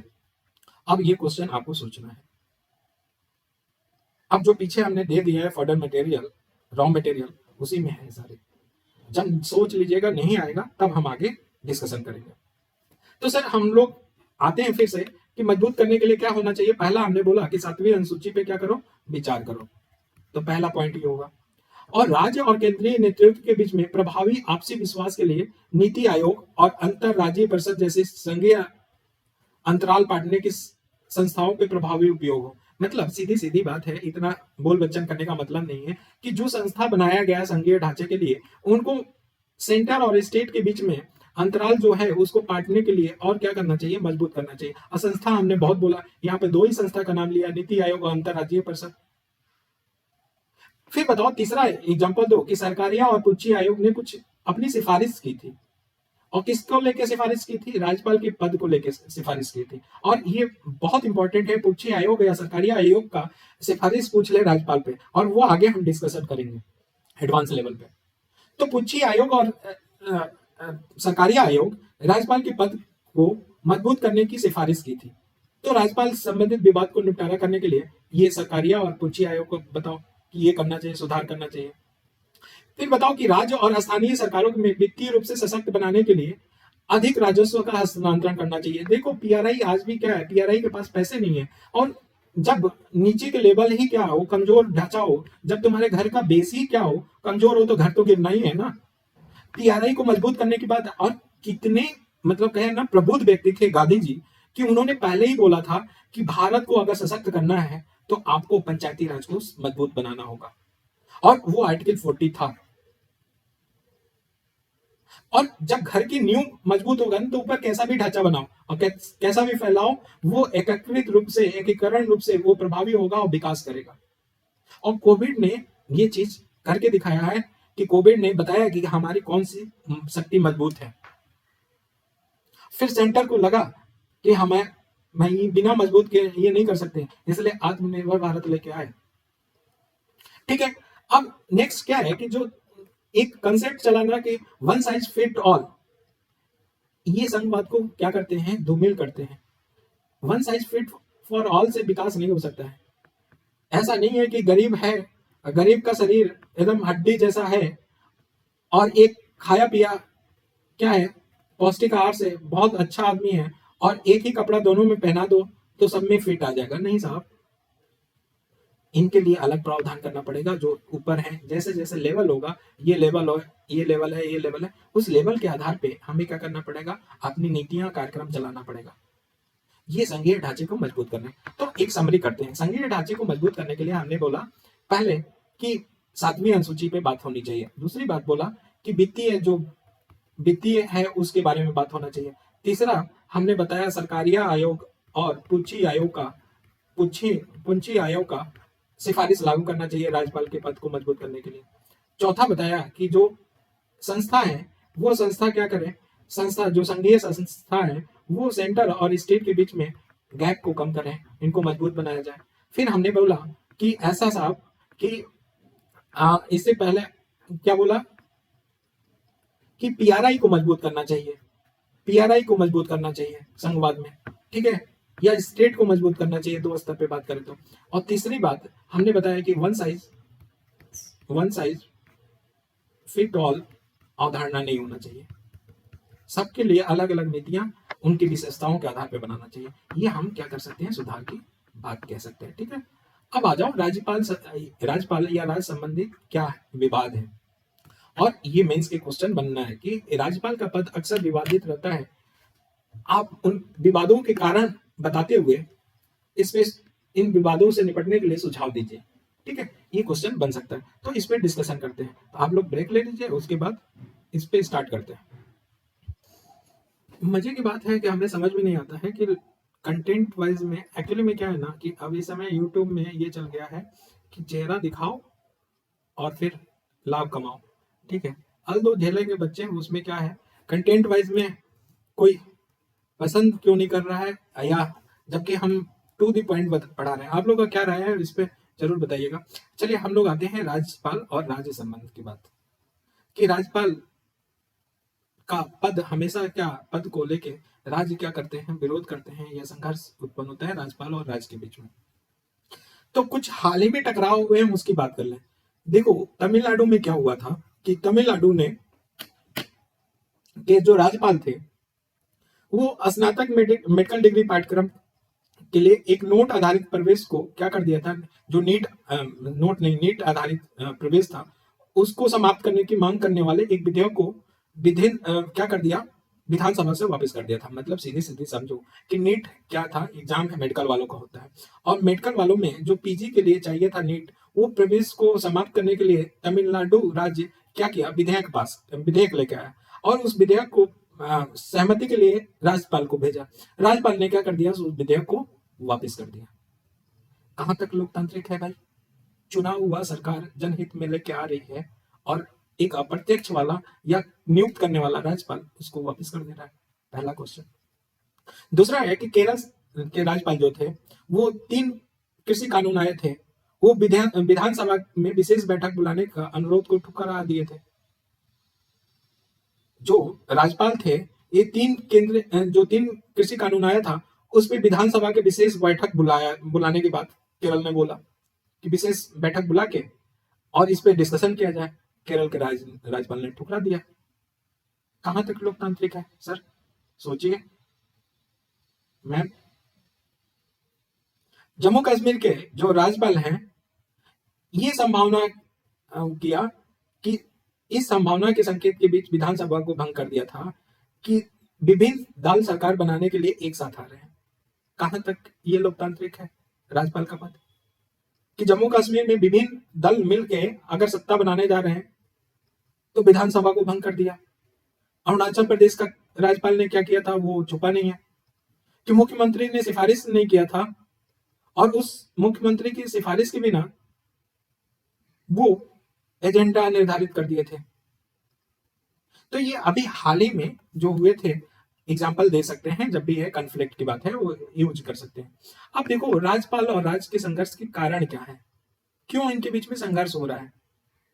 तो नियुक्ति है या हटाने की प्रक्रिया है, उसमें खामी की वजह से इनके बीच में क्या हो रहा है, संघर्ष हो रहा है। सिर्फ मोटा मोटा की पॉइंट समझो कि नियुक्ति और हटाने की प्रक्रिया में जो खामियां हैं उसको लेके क्या हो रहा है, इसमें संघर्ष हो रहा है। तो किसकी नियुक्ति, तो देखो राज्यपाल जो राजनीतिक हित से नियुक्त किया जा रहा है, कि सेंटर का जो राजनीतिक हित है उसको कैसे पूरा किया जाए, कैसे हम प्रोपोगेट करें स्टेट में भी उस हित को प्रयोग किया जाए। तो नियुक्ति और हटाने की जो राज्यपाल की बात है उसका दुरुपयोग कर रहा है, तो ये कन्फ्लिक्ट बढ़ रहा है, पहला नंबर। दूसरा है कि जो राज्यपाल को है वो कार्यकाल की सुरक्षा नहीं दिया गया है। 5 साल के कार्यकाल है, हमने एग्जाम्पल बताया था कि सेंटर में अभी बीजेपी है। और एग्जाम्पल ये मत यूज करना, मैं बार बार बोल रहा हूँ, नंबर कटवाना हो तो कहीं बीजेपी के अगेंस्ट में बैठा होगा तो गोड़ देगा। तो बीजेपी का है, समझाने के लिए कर रहे हैं। बीजेपी इस समय सत्ता है और जिस स्टेट में कहीं कांग्रेस है या क्षेत्रीय दल है वहां पे अपने हित को साधने के लिए गवर्नर को नियुक्त कर रहा है। और कार्यकाल की सुरक्षा नहीं है, मतलब कहने का मतलब कि अगर देख लो 2014 में बीजेपी आई, बहुत बहुमत से जीती, और इससे पहले कांग्रेस था। तो कांग्रेस ने 1 साल पहले मतलब 2013 में जो गवर्नर नियुक्त किया था वो गवर्नर कब तक चलना चाहिए था, 2018 तक चलना था। लेकिन बीजेपी 2014 से आई और उठापटक करने लगी। 18 तक चलना था वो 17 में हटा दी, 16 में हटा दी, 14 में हटा दी, 15 में हटा दी। बहुत सारे गवर्नर, जब आप प्री की तैयारी कर रहे होंगे, बहुत सारे गवर्नर चेंज हुए। तो कार्यकाल की सुरक्षा नहीं है। तीसरा क्या है कि राज्य की जो विधेयक है उस विधेयक की क्या कर लेना, आरक्षित कर लेना, किसके लिए, आर्टिकल 200 के तहत प्रेसिडेंट के लिए आरक्षित कर देना, ये विवाद या संघर्ष का जरिया बन गया है। और दूसरी बात है कि ये साहब चलो आरक्षित तो कर लिया उस विधेयक को, और उस विधेयक को प्रेसिडेंट के लिए आरक्षित कर लिया, लेकिन कोई समय सीमा नहीं निर्धारित है कि प्रेसिडेंट कब तक उस पर सहमति देगा, कोई समय सीमा नहीं है। वो कहो सरकार चला जाए 5 साल पूरा करके, तब भी विधेयक प्रेसिडेंट के पास पड़ा रहे। तो सोचो, समय निर्धारित नहीं है। ये तो चलो आरक्षित कर लिया, हो सकता है दुरुपयोग नहीं, सही प्रभावी के लिए निर्णय लिया हो, लेकिन यहाँ पे प्रेसिडेंट के लिए समय सीमा निर्धारित नहीं है, तो ये इसका दुरुपयोग कर लेता है। क्या दुरुपयोग कर रहा है कि अरे ये विधेयक इंपॉर्टेंट है, ये हमारे केंद्र के हित में नहीं है, इसलिए इसको प्रेसिडेंट के पास भेज दो, 5 साल का सत्ता खत्म, ये विधेयक खत्म। ठीक है, संघर्ष की बात हो रही है। अब वैधता की बात करें तो वैधता की बात करें तो राज्यपाल निर्वाचित नहीं होता, पहली बात। ठीक है, और वो अक्सर जो लोकतंत्र का, हमने कहा ना कि कहां तक लोकतांत्रिक है, वो सारे सवाल यही उठते हैं वैधता के बारे में, कि भाई ये निर्वाचित नहीं होता है, नियुक्त होता है। और जो सीएम होता है या काउंसिल ऑफ मिनिस्टर होता है वो निर्वाचित होते हैं, और शक्ति इनके पास होना चाहिए, लेकिन नियुक्ति वाला शक्ति लेके बैठा है, तो कहां तक वैध है साहब। और इस वैधता को लिए सुप्रीम कोर्ट में जा रहे हैं, बहुत सारे सुप्रीम कोर्ट के निर्णय हैं, तो वैधता की को भी क्या किया जा रहा है, सुप्रीम कोर्ट में चुनौती दिया जा रहा है। दूसरी बात है कि शक्तियों के प्रयोग, जो राज्यपाल की शक्ति है उनके प्रयोग के लिए कोई दिशा निर्देश नहीं है, अभाव है। कोई एक समान परिस्थिति, किसी राज्य में, 2 राज्य में एक समान परिस्थिति है और गवर्नर दोनों अलग अलग हैं, समान परिस्थिति में समान नियम होना चाहिए, दिशा निर्देश का पालन करना चाहिए, लेकिन ये गवर्नर कुछ और कर रहा है, ये गवर्नर कुछ और कर रहा है, तो कोई दिशा निर्देश नहीं है। हालांकि 1935 में जो एक्ट आया था उसमें गवर्नर को दिशा निर्देश था, लेकिन इसमें कोई दिशा निर्देश नहीं दिया गया, इसलिए वो स्वविवेक को लेके बहुत ज्यादा व्याख्यात करता है गवर्नर, और वो शक्तियां ज्यादा ले लेता है, स्वविवेक का दुरुपयोग बढ़ जाता है। नेक्स्ट क्या है कि मतभेदों को दूर करने के लिए कोई तंत्र नहीं है। अगर मतभेद गवर्नर और राज्य में है तो कोई तंत्र नहीं है कि उसको सुलझा ले, तो ये मतभेद की वजह से हो रहा है। तो अब सिफारिश करने से पहले एक बार हमने क्या करना है, समरी कर लेना है। तो हमें देखो गवर्नर और स्टेट के बीच में कन्फ्लिक्ट के लेके कारण क्या है, तो एक तो वर्तमान कारण एग्जांपल बता दिया, कारण हमने बताया कि एक राज्यपाल की नियुक्ति है, ठीक है, राज्यपाल की पिन चलता नहीं है कभी कभी, नियुक्ति और हटाने की प्रक्रिया को लेके है, ठीक है। दूसरा क्या है कि जो गवर्नर की शक्तियां हैं उसको लेके है दुरुपयोग, स्वविवेक को लेके है, कहां तक वैध है उनका शक्ति का उपयोग, वो वैधता को लेके है। ठीक है, इनकी कार्यकाल की सुनिश्चितता नहीं है, इसको लेके है। ठीक है, आर्टिकल 200 को लेके है, और प्रेसिडेंट का पास कोई समय सीमा निर्धारित नहीं है उस विधेयक के लिए, समय सीमा नहीं है। ये विभिन्न कानूनों से क्या है, गवर्नर और स्टेट में क्या हो, कन्फ्लिक्ट, संघर्ष बढ़ रहा है। अब आ जाए कि अब इसको निपटारा कैसे किया जाए। तो विभिन्न आयोगों ने सिफारिश दिया, जिसमें सरकारी आयोग है, और हमने सरकारी आयोग का नाम पीछे ले लिया। हो सकता है कि सरकारी आयोग ने किस सिफारिशों पे प्रकाश डालिए, ये क्वेश्चन आ जाए। अच्छा क्वेश्चन हो सकता है कि पढ़े ही नहीं है। तो उसने बोला, सरकारी आयोग ने क्या क्या बोला, ये सुनो। बोला कि राज्यपाल की नियुक्ति में मुख्यमंत्री का क्या होना चाहिए, परामर्श लेना चाहिए, और वो संविधान में प्रावधान होना चाहिए। तो पहला सिफारिश किया, सॉलिड सिफारिश किया कि मुख्यमंत्री का सिफारिश होना चाहिए, परामर्श करने की शक्ति होनी चाहिए, और उसी के परामर्श पे क्या होना चाहिए, राज्यपाल की नियुक्ति हो। तो ये कन्फ्लिक्ट घट सकता है, और ऐसा प्रावधान संविधान में संविधान संशोधन लाके करना चाहिए। दूसरा, इस सरकारिया ने बोला कि इनकी कार्यकाल की सुनिश्चितता होनी चाहिए, राज्यपाल की 5 साल के कार्यकाल करें। तो वो उसके लिए सिफारिश क्या किया कि कार्यकाल की सुनिश्चितता कैसे होना चाहिए।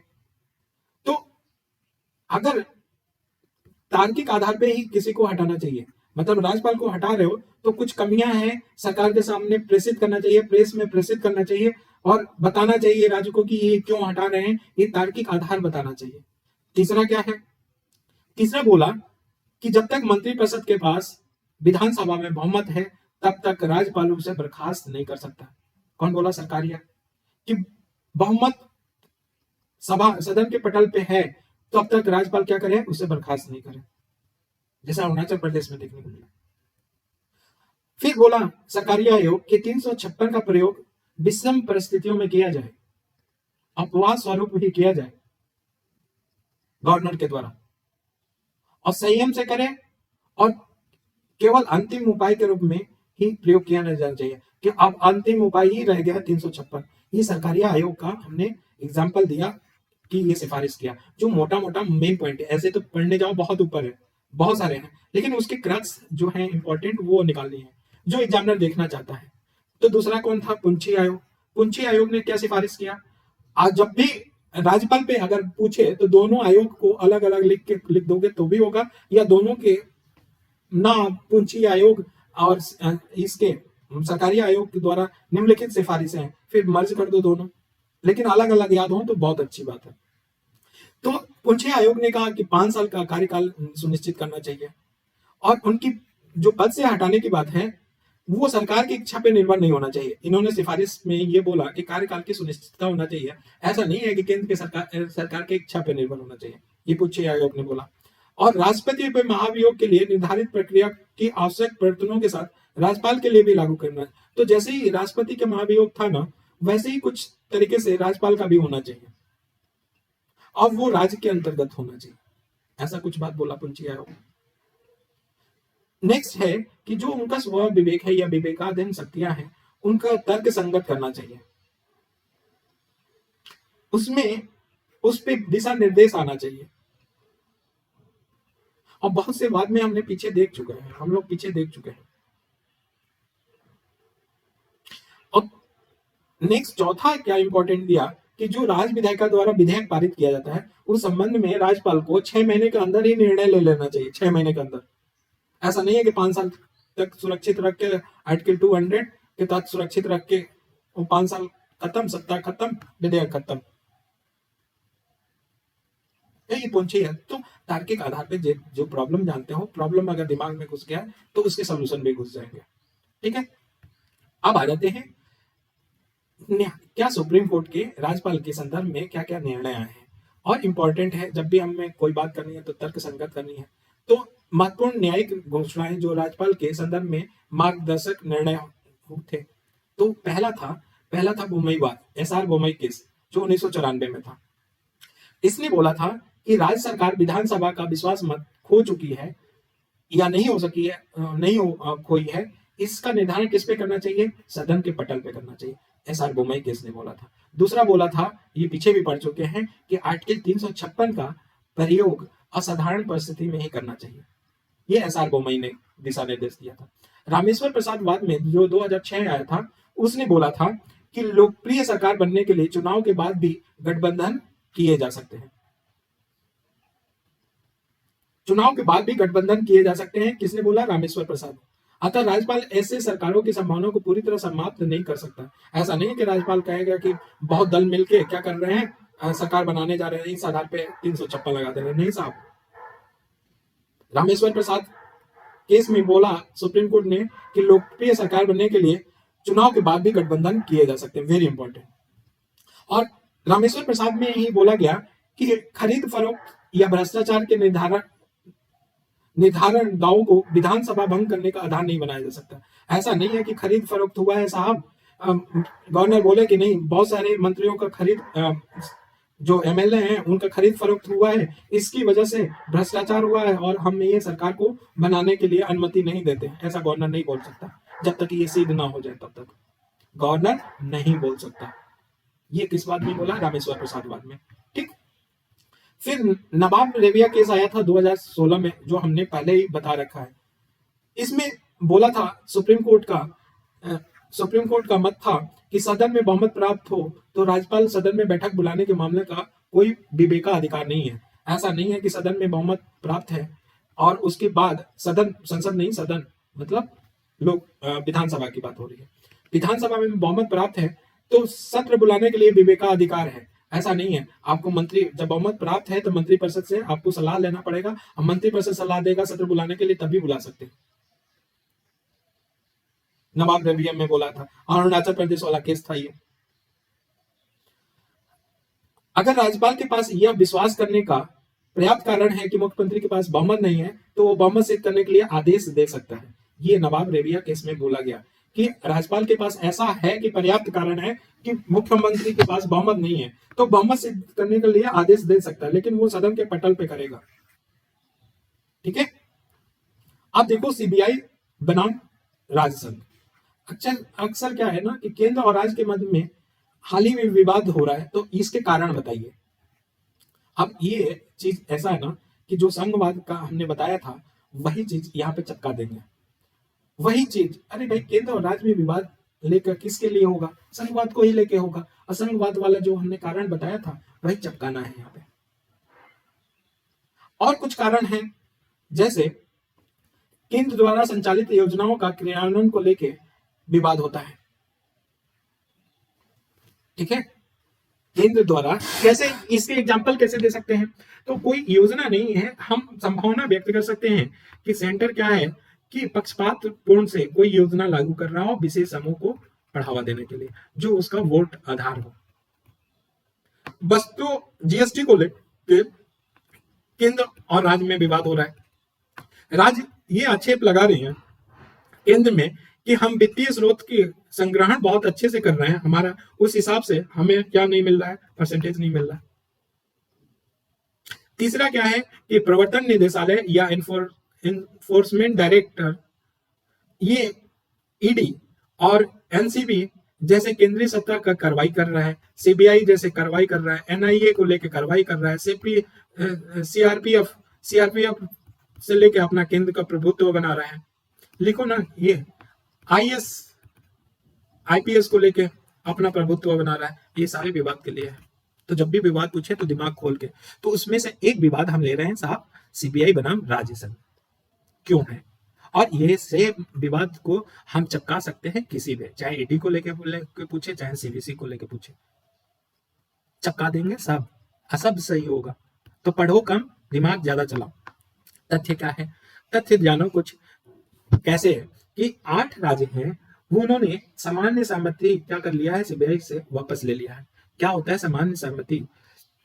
देखो 8 राज्य हैं, 28 राज्य में से 8 राज्य क्या कर लिए हैं, समान सहमति वापस ले लिया है। अर्थात कि ऐसा नहीं है कि सेंटर सीबीआई को इन राज्यों में ऐसे दौड़ले प्रयोग कर सकती है, स्टेट सहमति देगा तभी प्रयोग कर सकती है। ये 8 20 राज्यों में कर सकता है क्योंकि वो सहमति दे चुके हैं, लेकिन इन 8 राज्यों में नहीं कर सकता। एक तथ्य ये आया। अभी देखो, अभी हाल ही संघर्ष भारत में सहकारी संघवाद पे प्रश्न आरोपित होता है क्या, सहकारी संघवाद को लेकर विवाद होता है कि सहकारी संघवाद को धूमिल कर रहा है सीबीआई का प्रयोग करके। तो ये संघीय व्यवस्था को बनाने के लिए, दुरुपयोग करने के लिए ये सीबीआई का प्रयोग किया जा रहा है। अभी भी ये है, जैसे कि वेस्ट बंगाल वाला केस बहुत चर्चित में रहा, महाराष्ट्र आक्षेप लगाया है, ऐसे बहुत सारे हैं। संघवाद के वे कौन कौन से पहलू हैं जो सीबीआई बनाम राज्य विवाद से प्रभावित होते हैं? तो ये क्वेश्चन ही पूछ ले कि संघवाद के वो कौन कौन से पहलू हैं जो सीबीआई बनाम राज्य विवाद से क्या होते हैं, प्रभावित होते हैं। तो पहला है पुलिस। 7वीं अनुसूची में पुलिस क्या है, राज्य का विषय है। अतः पुलिस संबंधित जो भी कानून बनाना है तो वो किसके पास होना चाहिए, स्टेट के पास होना चाहिए।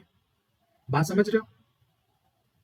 लेकिन सीबीआई केंद्रीय एजेंसी के रूप में पुलिस की भांति अपना कार्य करती आ रही है। तो जो सीबीआई है वो केंद्र की पुलिस की भांति काम करती आ रही है। और सीबीआई की स्थापना डीपीएससी अधिनियम 1946 के तहत की गई थी। डीपीएससी बोलेंगे अर्थात दिल्ली विशेष पुलिस स्थापना अधिनियम 1946 के तहत की गई थी।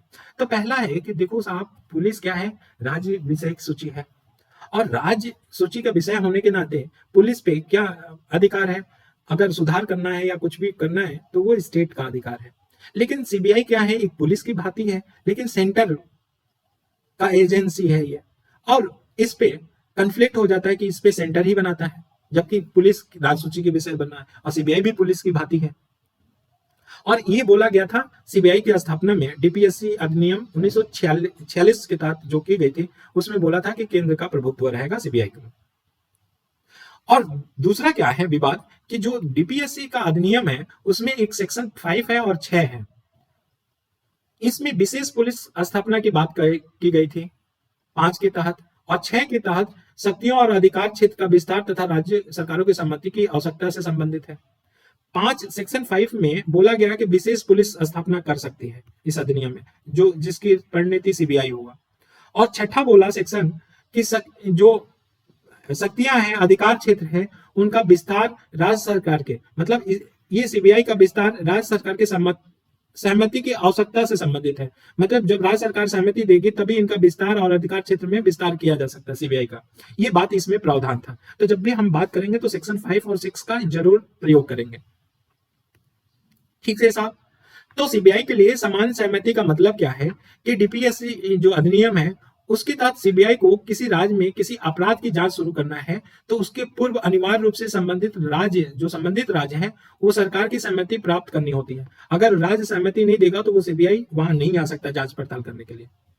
और ये सहमति अभाव हो जाएगा तो छोटी छोटी कार्रवाई करने से पहले, अगर वो सहमति अभाव होगा तो सीबीआई को जो भी छोटी छोटी क्या करना है, कार्रवाई करना होगा, उससे पहले स्टेट से आवेदन करके क्या लेना पड़ेगा, सहमति लेना पड़ेगा। ठीक, ये बात यहां तक हुई। तो भारत में सहकारी संघवाद के मामले में ऐसे मुद्दे क्यों सामने आ रहे हैं, क्यों आ रहे हैं ऐसे मुद्दे? सीबीआई का यूज हो रहा है या एनआईए का यूज हो रहा है या कुछ का? तो पहला है समवर्ती क्षेत्राधिकार। समवर्ती क्षेत्राधिकार में जानते हो कि स्टेट भी बना सकता है और सेंटर भी बना सकता है। और समवर्ती क्षेत्राधिकार में होने वाले अपराध में सीबीआई, नारकोटिक्स, एनसीबी आदि जैसे निकायों की क्या हो सकती है, आवश्यकता हो सकती है समवर्ती क्षेत्र में।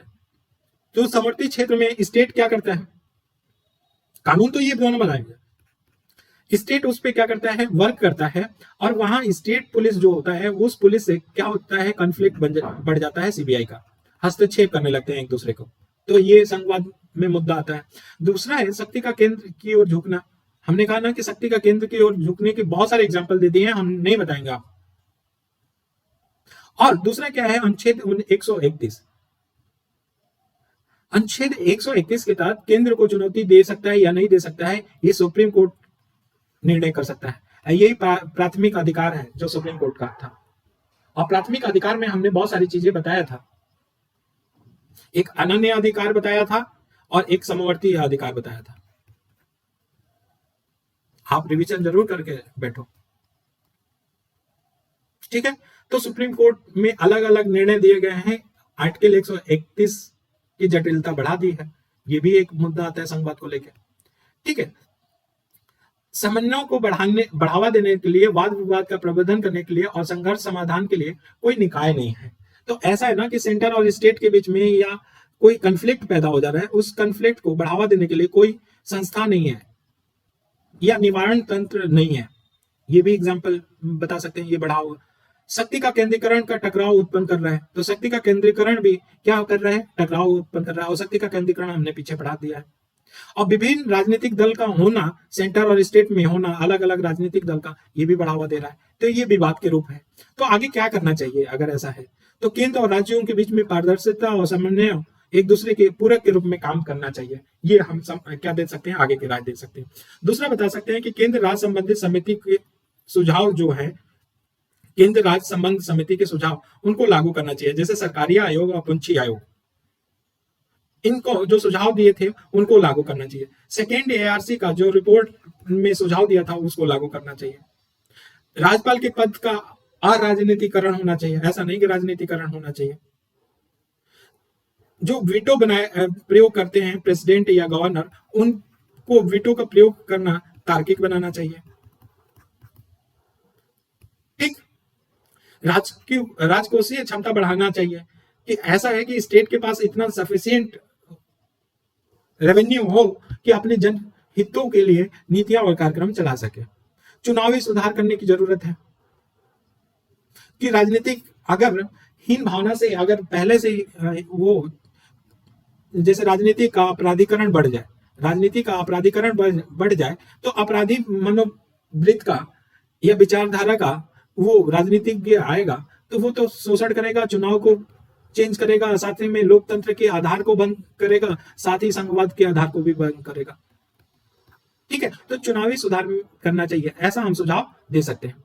अब एक बार चाय और पी लो, उसके बाद हम संसदीय उत्पादकता में गिरावट या डिक्लाइन, पार्लियामेंट्री प्रोडक्टिविटी हमने पढ़ रखा है इसको, लेकिन अब एडवांस लेवल पे चलेंगे, थोड़ा सा और दिमाग का दही करेंगे। ठीक है ना? तो चाय और लेके बैठ गए लग रहा है। हाँ, अब चलते हैं कि संसदीय उत्पादकता में गिरावट इस समय देख रहे हैं। तो हमारे पास कुछ डाटा तो हो कि बोलें कि हाँ कैसे गिरावट हो रहा है। तो देखो, हम डाटा बोलेंगे कि जो बैठक के घंटे हैं वो गिर रहे हैं। 2021 में लोकसभा में और राज्यसभा में बैठक के घंटे टोटल कितने हुए थे? 236 घंटे लोकसभा में, और राज्यसभा में 179 घंटे का काम हुआ था। ठीक है, जो कि लोकसभा और राज्यसभा का वास्तविक घंटे का कार्यकाल कितना है? तो 410 का घंटा और 250। तो उस हिसाब से देखें तो 2021 में कम हुआ बैठक के घंटे, पहला डाटा दिया। दूसरा बताया कि बस 2015 के बाद ये तीसरी बार है जब विधि निर्माण पे राज्यसभा में सर्वाधिक कामकाज हुए, लोकसभा में नहीं हुए। 2015 के बाद 2021 में ये तीसरी बार ऐसा है कि राज्यसभा में सर्वाधिक कामकाज हुए, लोकसभा में नहीं हुए, और जबकि लोकसभा में ज्यादा होना चाहिए था। 2021 के लोकसभा में 107% और राज्यसभा में 90% की उत्पादकता रही। यह दोनों सदनों में 2014 के बाद पांचवा सर्वाधिक उत्पादकता वाला सत्र रहा। 2021 की बात करें तो 21 में रहा, लेकिन आगे की क्या बात है? तो संसद की उत्पादकता या कामकाज में कमी की हालिया उदाहरण क्या है, क्या हुआ? तो विधेयकों की जो जांच का अभाव है देखा गया। तो विधेयक की जांच का अभाव मतलब कि संसद में 13 विधेयक पेश किए गए, इनमें से किसी भी विधेयक को जांच के लिए संसदीय समिति को नहीं भेजा गया। वेरी इंपॉर्टेंट डाटा कि 21 में 13 विधेयक पेश किए गए और संसदीय समिति के पास एक भी विधेयक नहीं भेजा गया 13 में से। सोचो कितनी दक्षता होगी। जैसे उदाहरण दिया जाता है कि राष्ट्रीय राजधानी क्षेत्र सरकार संशोधन अधिनियम विधेयक था 2021, उसको नहीं भेजा गया। खान और खनिज विकास और विनियम संशोधन विधेयक 2021 था, इसको भी नहीं भेजा। और जल्दबाजी में क्या किया, पारित किया। तो उत्पादकता तो कम होगी, दक्षता तो कम होगी। संसदीय समितियों का विधेयक में भेजने की गिरावट की प्रवृत्ति देखी गई है। तो संसदीय समितियों में विधेयक भेजने की गिरावट देखी गई है। तो हम क्या आंकड़े देंगे कि 16वीं लोकसभा में सिर्फ 27% विधेयक, 27% सिर्फ 27% विधेयक भेजे गए थे समितियों के पास, और 17वीं लोकसभा में सिर्फ 11% भेजे गए थे साहब, सिर्फ 11%। सोचो डाटा। तीसरा क्या है? उपाध्यक्ष जब अनुपस्थित रहेगा तो कौन करेगा सदन की कार्रवाई, सदन का संचालन? और जब अनुपस्थित रहेगा तो 17वीं लोकसभा के सत्र के उपाध्यक्ष की अनुपस्थिति बहुत अधिक रही। ये भी एग्जाम्पल है कि कम होगा। अनुच्छेद 93 के 93 के ये विरोध है। जो लोकसभा या राज्यसभा में सांसद हैं उनकी उपस्थिति कम रही। जब उपस्थिति कम रहेगी तो कहाँ अच्छा तर्कपूर्ण विश्लेषण हो पाएगा, या कह सकते हैं बातचीत हो पाएगा, डिस्कशन हो पाएगा, चर्चा हो पाएगा। तो लोकसभा में 71% और राज्यसभा में 74% प्रेजेंट रहे, तो ये भी गिरावट कर रहा है। केंद्रीय बजट पे चर्चा का अभाव, जो केंद्रीय बजट पेश किया जा रहा है उसमें चर्चा ही नहीं करने दे रहे हैं। यह डोमिनेंट सत्र है, वो बहुत ज्यादा बहुमत से जीत के आई हुई है, तो वो अपने में पास कर दे रहे हैं। बजट का 76% भाग बिना चर्चा के ही क्या कर दिया जा रहा है, पारित कर दिया जा रहा है। तो ये संसद की लोक प्रभुता के विरुद्ध है, ये तो तानाशाही है। ये डाटा हम दे रहे हैं, ये डाटा आप यूज करिए और वेरी इंपॉर्टेंट एक पेज में नोट करके रखिए इसको। संसद के कामकाज करने से संबंधित उत्पादकता में गिरावट के अन्य क्या कारण है, अभी तो हमने वो बताया डाटा के साथ। तो देखो, शिकायत को प्रस्तुत करने के लिए अपर्याप्त समय के कारण संसदों में क्या असंतोष हो रहा है। अभी के विधेयक में जब कोविड चल रहा था तो ध्यान रखना, कोविड के समय में प्रश्न पूछने के मनाही कर दिया जाता। सोचो, समय ही नहीं दिया जा रहा है, जो प्रस्तुत किया जा रहा है प्रस्ताव उसके अपर्याप्त समय, चर्चा के लिए समय ही नहीं दिया जा रहा है। संविधान या सदनों में के नियमों द्वारा कामकाज करने का समय निर्धारित नहीं किया गया। तो संविधान में भी नियम नहीं है, सदन में भी कामकाज करने का समय निर्धारित नहीं है। जब चाहो तब आओ, जब चाहो निकल जाओ। अस्थायी समितियां जो हैं उनके विषयों पर विचार विमर्श सदन में नहीं करती। तो जितनी अस्थायी समितियां हैं वो देखती हैं, उन पे विचार विमर्श नहीं होता है सदन में, तो ये भी तो प्रभाव डालेगा। संसद के कामकाज में व्यवधान डालना, बहुत सारे हैं विपक्ष के व्यवधान डाल रहे हैं, फालतू में बहस कर रहे हैं, सदन को स्थगन करा दिया जा रहा है। और जो राजनीतिक दल हैं वो संसदीय मानदंड को पालन नहीं कर रहे हैं, संसदीय गरिमा का पालन नहीं कर रहे हैं, संसदीय ऐसी बर्ताव कर रहे हैं कि बैठे हैं, चर्चा चल रहा है, मोबाइल पे कुछ देख रहे हैं वीडियो। संसदीय गरिमा को ध्यान में नहीं रखा जा रहा है। विपक्ष जो है, विपक्ष बहुत अच्छा काम करती है कि कम से कम सत्ताधारी पे नियंत्रण कर रही है। अब देख रहे हैं कि विपक्ष को क्या कर दे रहे हैं, प्रतिबंधित कर दे रहे हैं, क्वेश्चन ही नहीं पूछना है, विपक्ष पे हावी होता जा रहा है सत्ताधारी। तो ये संसद की उत्पादकता की गिरावट के अन्य कारण है। संसद की उत्पादकता अगर सुनिश्चित करना है क्यों महत्वपूर्ण है, पहला तो यही क्वेश्चन पूछ रहा है कि संसद की उत्पादकता को सुनिश्चित करना क्यों महत्वपूर्ण है। तो भाई इसलिए महत्वपूर्ण है कि लोकतंत्र प्रभावी रहे, प्रस्तावित कानूनों की जांच करना है या जो कानून पारित किया जाए वो दक्ष हो, प्रभावशील हो, संवैधानिक दायित्वों को पूरा करें, इसलिए जरूरी है। ठीक है, जो प्रतिनिधात्मक निकाय है, पूरे रिप्रेजेंटेशन है, वो व्यवस्था बनी रहे। ऐसा नहीं है कि कोई मान लो किसी ट्राइब को रिप्रेजेंट कर रहा है, उसकी बात, उसकी समस्याओं को सुना नहीं जा रहा है, किस बात का लोकतंत्र। संसद की कामकाज करने संबंधित उत्पादकता की गिरावट के परिणाम क्या हुए। तो संसद में जो कामकाज संबंधित उत्पादकता में गिरावट हुई तो उसका परिणाम क्या हुआ। तो संसद की जवाबदेही में कमी आ गई, शासन के खालीपन को सक्रिय न्यायपालिका द्वारा भरा जा रहा है, अर्थात सुप्रीम कोर्ट, हाई कोर्ट क्या जुडिशियल एक्टिविज्म को किया जा रहा है। सुप्रीम कोर्ट ज्यादा ताकतवर बन रहा है, जबकि होना चाहिए संतुलन, एक दूसरे को संतुलित करे, तो ये हो रहा है। तो संसद की जवाबदेही कमी हो रही है, सक्रिय न्यायपालिका एक्टिव ज्यादा हो गया है, शक्ति के बीच में संतुलन बिगड़ रहा है, असहमति व्यक्त करने के लिए अवसरों की कमी हो रही है, अकुशल विधायी कामकाज हो रहे हैं, जो विधायक हैं वो कुशल नहीं है, प्रभावशाली नहीं है, दक्ष नहीं है। लिखो ना, कितने लिखोगे इस पे।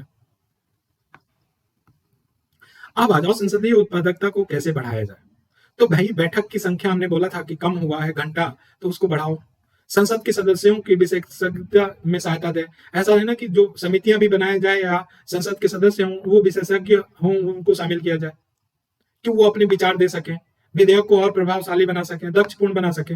समिति के पास विधेयक को भेजना चाहिए, जो 17% और 11% भेजे और नहीं साहब 100% भेजने की होनी चाहिए। नियमित निगरानी करना चाहिए, मूल्यांकन करना चाहिए। तो इस प्रकार हम क्या कर सकते हैं, बढ़ा सकते हैं। उत्तरदायी विपक्ष होना चाहिए। ऐसा नहीं है कि विपक्ष, सत्ताधारी विपक्ष पे क्या हो जाए, हावी हो जाए। शैडो कैबिनेट जैसे नियम आने चाहिए। शैडो कैबिनेट की सबसे अच्छी बात क्या है, शैडो का मतलब है कि हर एक, जैसे ब्रिटेन में क्या है, 2 दल हैं, अब 2 दल में ये निर्धारित है कि ये प्रधानमंत्री होगा, गृह मंत्री होगा, तो यहाँ पे दूसरे दल में भी ये निर्धारित है कि ये पीएम होगा, ये गृह होम मिनिस्टर होगा, ये विधि लॉ मिनिस्टर होगा, ये होगा। तो यहाँ पे क्या होता है कि जो सत्ता बनाएगा तो वो क्या करते हैं, सुझाव देते रहते हैं दूसरा दल वाला, और वो विशेषज्ञता, स्पेशलाइजेशन इसमें रहता है। मान लो कि इसमें स्पेशलाइजेशन होम मिनिस्टर के पास नहीं है, तो ये कहेगा, सुझाव देगा होम मिनिस्टर को, भाई ऐसा कर लो, अपने स्पेशलाइजेशन का प्रयोग करेगा और ये प्रभावित होगा। जनता की जो प्रतिक्रिया है उसको देखना चाहिए। अगर जनता कैंसिल कर रही है कि भाई प्रतिक्रिया बहुत दे रही है कि ये विधि ना बनाओ, तो ना बनाओ भाई, कि वो बहुत सारा जनता है, एक छोटे समूह के लिए आप लाभ देने के लिए नहीं विधेयक बनाओगे या कानून बनाओगे या नियम बनाओगे। आपको सार्वजनिक संस्था हो तो सार्वजनिक हित को ध्यान रखना होगा। तो अब आ जाते हैं दूसरा बात, संसद की उत्पादकता के बाद लोक लेखा समिति। तो हमने बताया था कि जो अस्थायी समिति में एक बहुत इंपॉर्टेंट है, जो मेंस में पूछा जाता है, पब्लिक अकाउंट कमेटी। तो पहला प्री में क्वेश्चन पूछता है कि पब्लिक अकाउंट कमेटी की अवधारणा कब बनी थी। तो ध्यान रखना, 1921 में भारत सरकार अधिनियम 1919 के तहत ये क्या किया गया था, लोक लेखा समिति बनाया गया था। तो 1919 एक्ट के तहत 1921 में बना था। कौन सी सबसे पुरानी समिति है, लोक लेखा समिति। तो ये प्री में पूछ लिया, धन से हो जाओगे ऑप्शन में, अच्छे मेंस में प्री में क्वेश्चन बनेंगे। और लोकसभा का अध्यक्ष जो होता है, स्पीकर होता है, इस समिति का क्या होता है, लोक लेखा समिति का अध्यक्ष होता है। सॉरी, अध्यक्ष नहीं होता है, लोक लेखा समिति के अध्यक्ष को नियुक्ति करता है। तो जितनी समितियां बनती हैं उन समितियों को अध्यक्ष का नियुक्ति कौन करता है, वो स्पीकर करता है। ठीक, इस समिति के कार्य क्या क्या है, लोक लेखा समिति के कार्य क्या है। तो भारत सरकार के खर्च के लिए संसद द्वारा स्वीकृत राशियों के व्यय को दर्शाने वाले जो विनियोग खाते होते हैं उनका लेखा परीक्षा करना। ठीक है, संसद के सामने रखे गए कोई और खाता हो, समिति समझे उसकी जांच कर सकता है। समिति क्या कर सकता है, स्वायत्त और अर्ध स्वायत्त निकायों के लेखाओं की भी जांच कर सकता है। तो संसद द्वारा जो भी स्वीकृत राशि है उस राशि की क्या कर सकता है, जांच करेगा। कैग द्वारा जो रिपोर्ट दिया जाता है उसकी जांच करेगा। कोई अर्ध निकाय है, स्वायत्त निकाय है या स्वायत्त निकाय है, उनकी जांच कौन करेगा, लेखा परीक्षण की जांच कौन करेगा, पीएससी करेगा। ठीक है, सरकारी कंपनियों से संबंधित जो लेखाओं की जांच नहीं करती, कौन, सरकारी उपक्रम नहीं करती है, सरकारी उपक्रम या सार्वजनिक उपक्रम समिति नहीं करती है, उसकी कौन जांच करता है, जो सरकारी कंपनी होती है उसकी भी जांच पीएससी करती है। ठीक है, लोक लेखा समिति के प्रमुख कार्य लेखाओं का संवेक्षा करना और जांच करना है। ठीक है, तो भारत सरकार के विनियोग लेखाओं तथा भारत के नियंत्रक और कैग मतलब कैग की रिपोर्ट की जांच कौन करता है, ये समिति करती है। जो राज्य निगम होता है, व्यापारिक या विनिर्माण योजना परियोजना, स्वायत्त अर्ध स्वायत्त निकाय होते हैं, उनकी आय व्यय दोनों दर्शाने वाले लेखाओं का विवरण का जांच कौन करता है, पीएससी करता है। ठीक है, जो पुनर्वियोग में रीएप्रोप्रिएशन किया जाता है, पुनर्वियोग किया जाता है, वो उनके जांच भी करता है। अच्छा ध्यान रखना, यहाँ पे थोड़ा सा डिटेल में चलते हैं। क्वेश्चन बन सकता है कि विनियोग लेखाओं तथा कैग की रिपोर्ट की जांच करते समय जो लोक लेखा समिति है स्वयं को संतुष्ट करने के लिए क्या क्या देखती है। तो विनियोग लेखाओं को जांच करता है पीएससी, कैग की रिपोर्ट की जांच करता है। तो क्या करेगा, ये पीएससी करेगा कि लेखाओं में जो व्यय होता है और उसका वितरण दिखाया गया, उस धन का उस सेवा पे या जिस उद्देश्य के लिए धन निर्धारित किया गया है संसद द्वारा बजट में, उस बजट पे उस उद्देश्य के लिए खर्च किया गया है कि नहीं, वो देखता है पीएससी। दूसरा देखता है क्या व्यय प्राधिकार के अनुसार किया गया है कि नहीं, कि जो व्यय किया गया वो प्राधिकार से किया गया है कि नहीं। तीसरा देखता है कि क्या प्रत्येक पुनर्विनियोग सक्षम प्राधिकारी द्वारा निर्मित नियमों के अनुसार हुआ है, जो विनियोग हुआ है वो किसी अधिकारी द्वारा निर्मित नियम जो है उस नियम को पालन करते हुए खर्च किया गया है, ये भी देखता है कौन, पीएससी देखता है। लोक लेखा समिति का महत्व क्या है, इंपॉर्टेंट महत्व है कि जो वित्तीय मामले में सार्वजनिक नैतिकता और उच्च मानकों को बनाए रखने का काम कौन होता है? वित्तीय मामले में सार्वजनिक नैतिकता और उच्च मानक को बनाए रखने में पीएससी क्या करता है? मदद करता है। दूसरा है कार्यपालिका को जवाबदेह ठहराएगा कौन? पीएससी। ठीक है, क्यों? क्योंकि जो पैसा निश्चित किया गया विनियोग खर्च करने के लिए बोला गया है, उस विवेकपूर्ण खर्च हुआ है कि नहीं? नहीं हुआ तो फिर कार्यपालिका पे आक्षेप लगाएगा। सरकार के व्यय और प्रदर्शन पे नजर रखता है कौन? पीएससी। लोक लेखा समिति की रिपोर्ट नीति निर्माताओं सहित हितधारकों को बहुमूल्य जानकारी और फीडबैक प्रदान करती है। अर्थात जो पीएससी रिपोर्ट तैयार करती है तो लोग जो नीति निर्माण करते हैं, लोक निर्माताओं सहित जो हितधारक होते हैं, उनको बहुत सारी उन रिपोर्ट से जानकारी मिल जाती है कि ये कमियां थी, ये नियोजन में ये नीति बनाई गई थी, ये योजना बनाया गया था, इस कारण की वजह से प्रभावशाली नहीं हो पाया, तो उसका उपयोग कर सकते हैं। ठीक है, तो महत्व की बात समझ में आया कि नहीं? अब पीएससी द्वारा जो लोक लेखा समिति है, क्या समस्याएं सामना कर रही है लोक लेखा समिति? तो देखो, तो इसमें सदस्यों में जो सदस्य हैं लोक लेखा के, उनके पास तकनीकी दक्षता नहीं होती है, तो पीएससी की जांच जो होता है वो प्रभावित होता है, अर्थात उनको विशेषज्ञता नहीं रहती है, तकनीकी दक्षता प्राप्त नहीं होती है, तो वो कैसे रिपोर्ट, कैग की रिपोर्ट देख सकते हैं जब वो दक्ष ही नहीं है? उसमें मैथ दिया है, मैथ ही नहीं जानते हैं कि ये खर्च हुआ, ये बार बनाया, कुछ भी नहीं हुआ। कई बार ऐसा बोला गया समस्या में कि जो कैग की रिपोर्ट बनता है उसको विलंब करता है। क्यों? क्योंकि कैग की रिपोर्ट की जांच कौन करता है? पीएससी करता है, तो ये भी आक्षेप लगाया जाता है। तीसरा बोला जाता है कि पीएससी के निष्कर्ष केवल सिफारिश के रूप होते हैं, जो लोक लेखा समिति रिपोर्ट देती है वो सिफारिश प्रकृति के होते हैं, वो सरकार के लिए बाध्यकारी नहीं होती है, तो ये भी एक समस्या है, ये आलोचना किया जाता है इसको लेके। जांच करने के कार्यभार संभालने वाले अधिकारियों की बजाय दूसरे व्यक्तियों द्वारा निर्णय लिया जाता है, तो जो जांच करने की प्रकृति है, जांच करना चाहिए रिपोर्ट का, वो जांच नहीं करते हैं, दूसरे अधिकारी को दे दिया जाता है और दूसरे द्वारा निर्णय लिया जाता है, तो ये भी बात क्या है? अतार्किक है।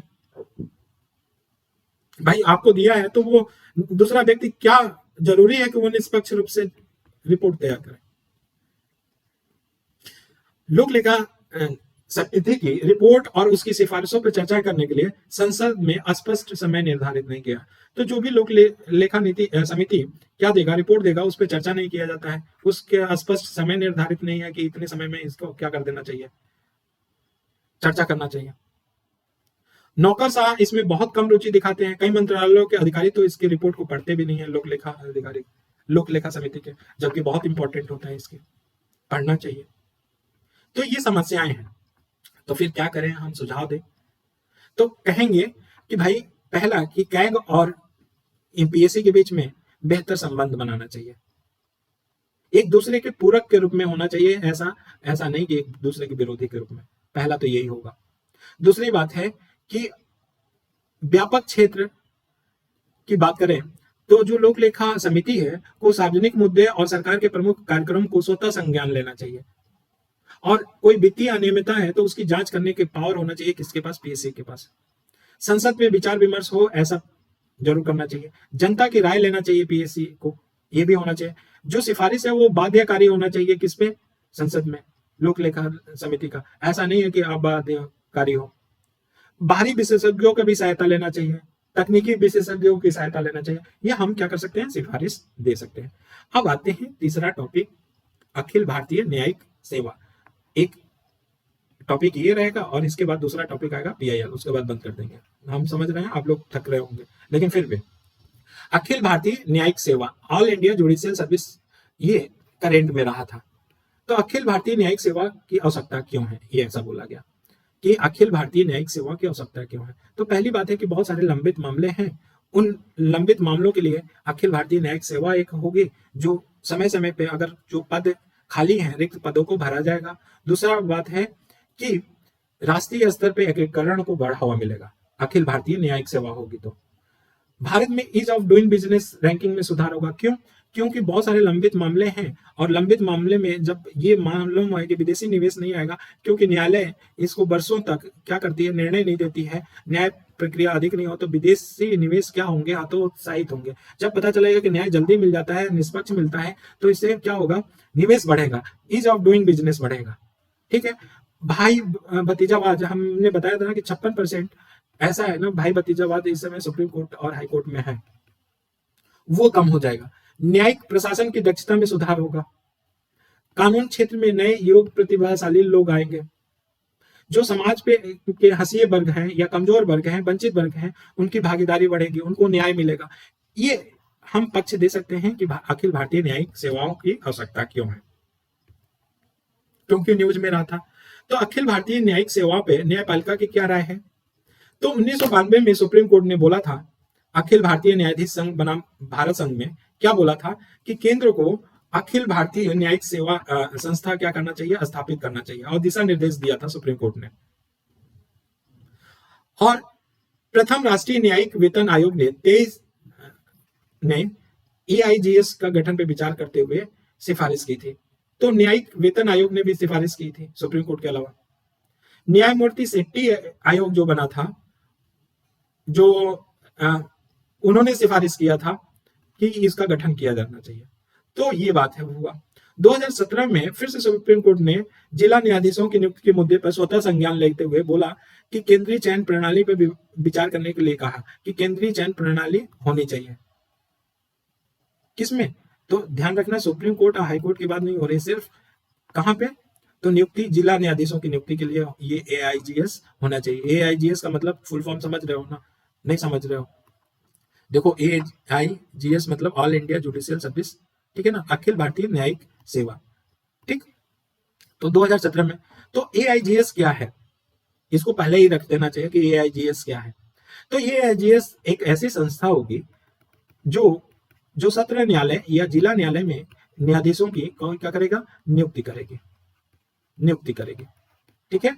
और राज्यों में भेजेगा, और सेंटर के पास होगा, ये सेंटर में ये सारी सिलेक्शन प्रक्रिया होगी, और राज्यों में होगा, जैसे आईएएस आईपीएस भेजे जाते हैं उसी तरह का होगा, ठीक है। और सेम वैसे ही परीक्षा आयोजित किया जाएगा। तो चुनौतियां क्या है एआईजीएस को गठित करने में? तो प्रत्येक राज्य में न्यायिक रिक्तियों की विशिष्ट स्थिति है।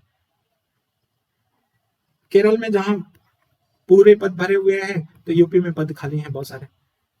दूसरी बात है, अगर न्यायिक नियुक्ति सेंटर द्वारा किया जाएगा तो भाषा को पे बाधा है। मान लो कि वो इंग्लिश ही जानता है, ठीक है, और कन्नड़ नहीं जानता है, तो कन्नड़ में जो लोकल जिला पे तो स्तर पे कन्नड़ भाषी ही आएंगे, फिर वो समझेगा क्या न्यायाधीश क्या समझेगा? तो भाषाई बाधा होगा। संरचनात्मक मुद्दे, इंफ्रास्ट्रक्चर नहीं है, तो इंफ्रास्ट्रक्चर जब अच्छा नहीं होगा तो अच्छा न्यायपालिका का सुसंगठित नहीं हो सकता है। दूसरी बात है कि संघवाद के विरुद्ध होगा। भाई सेंटर फिर यहाँ पे डोमिनेट करेगा, जैसे आईएएस डोमिनेट कर रहा था आईएएस आईपीएस को लेके, अब यहाँ पे न्यायपालिका भी आ जाएगी। न्यायपालिका की स्वतंत्रता खतरा हो जाएगा। क्यों? क्योंकि कार्यपालिका के द्वारा इसका चुनाव होगा, वही निर्धारित करेगी, तो स्वतंत्रता आ जाएगा।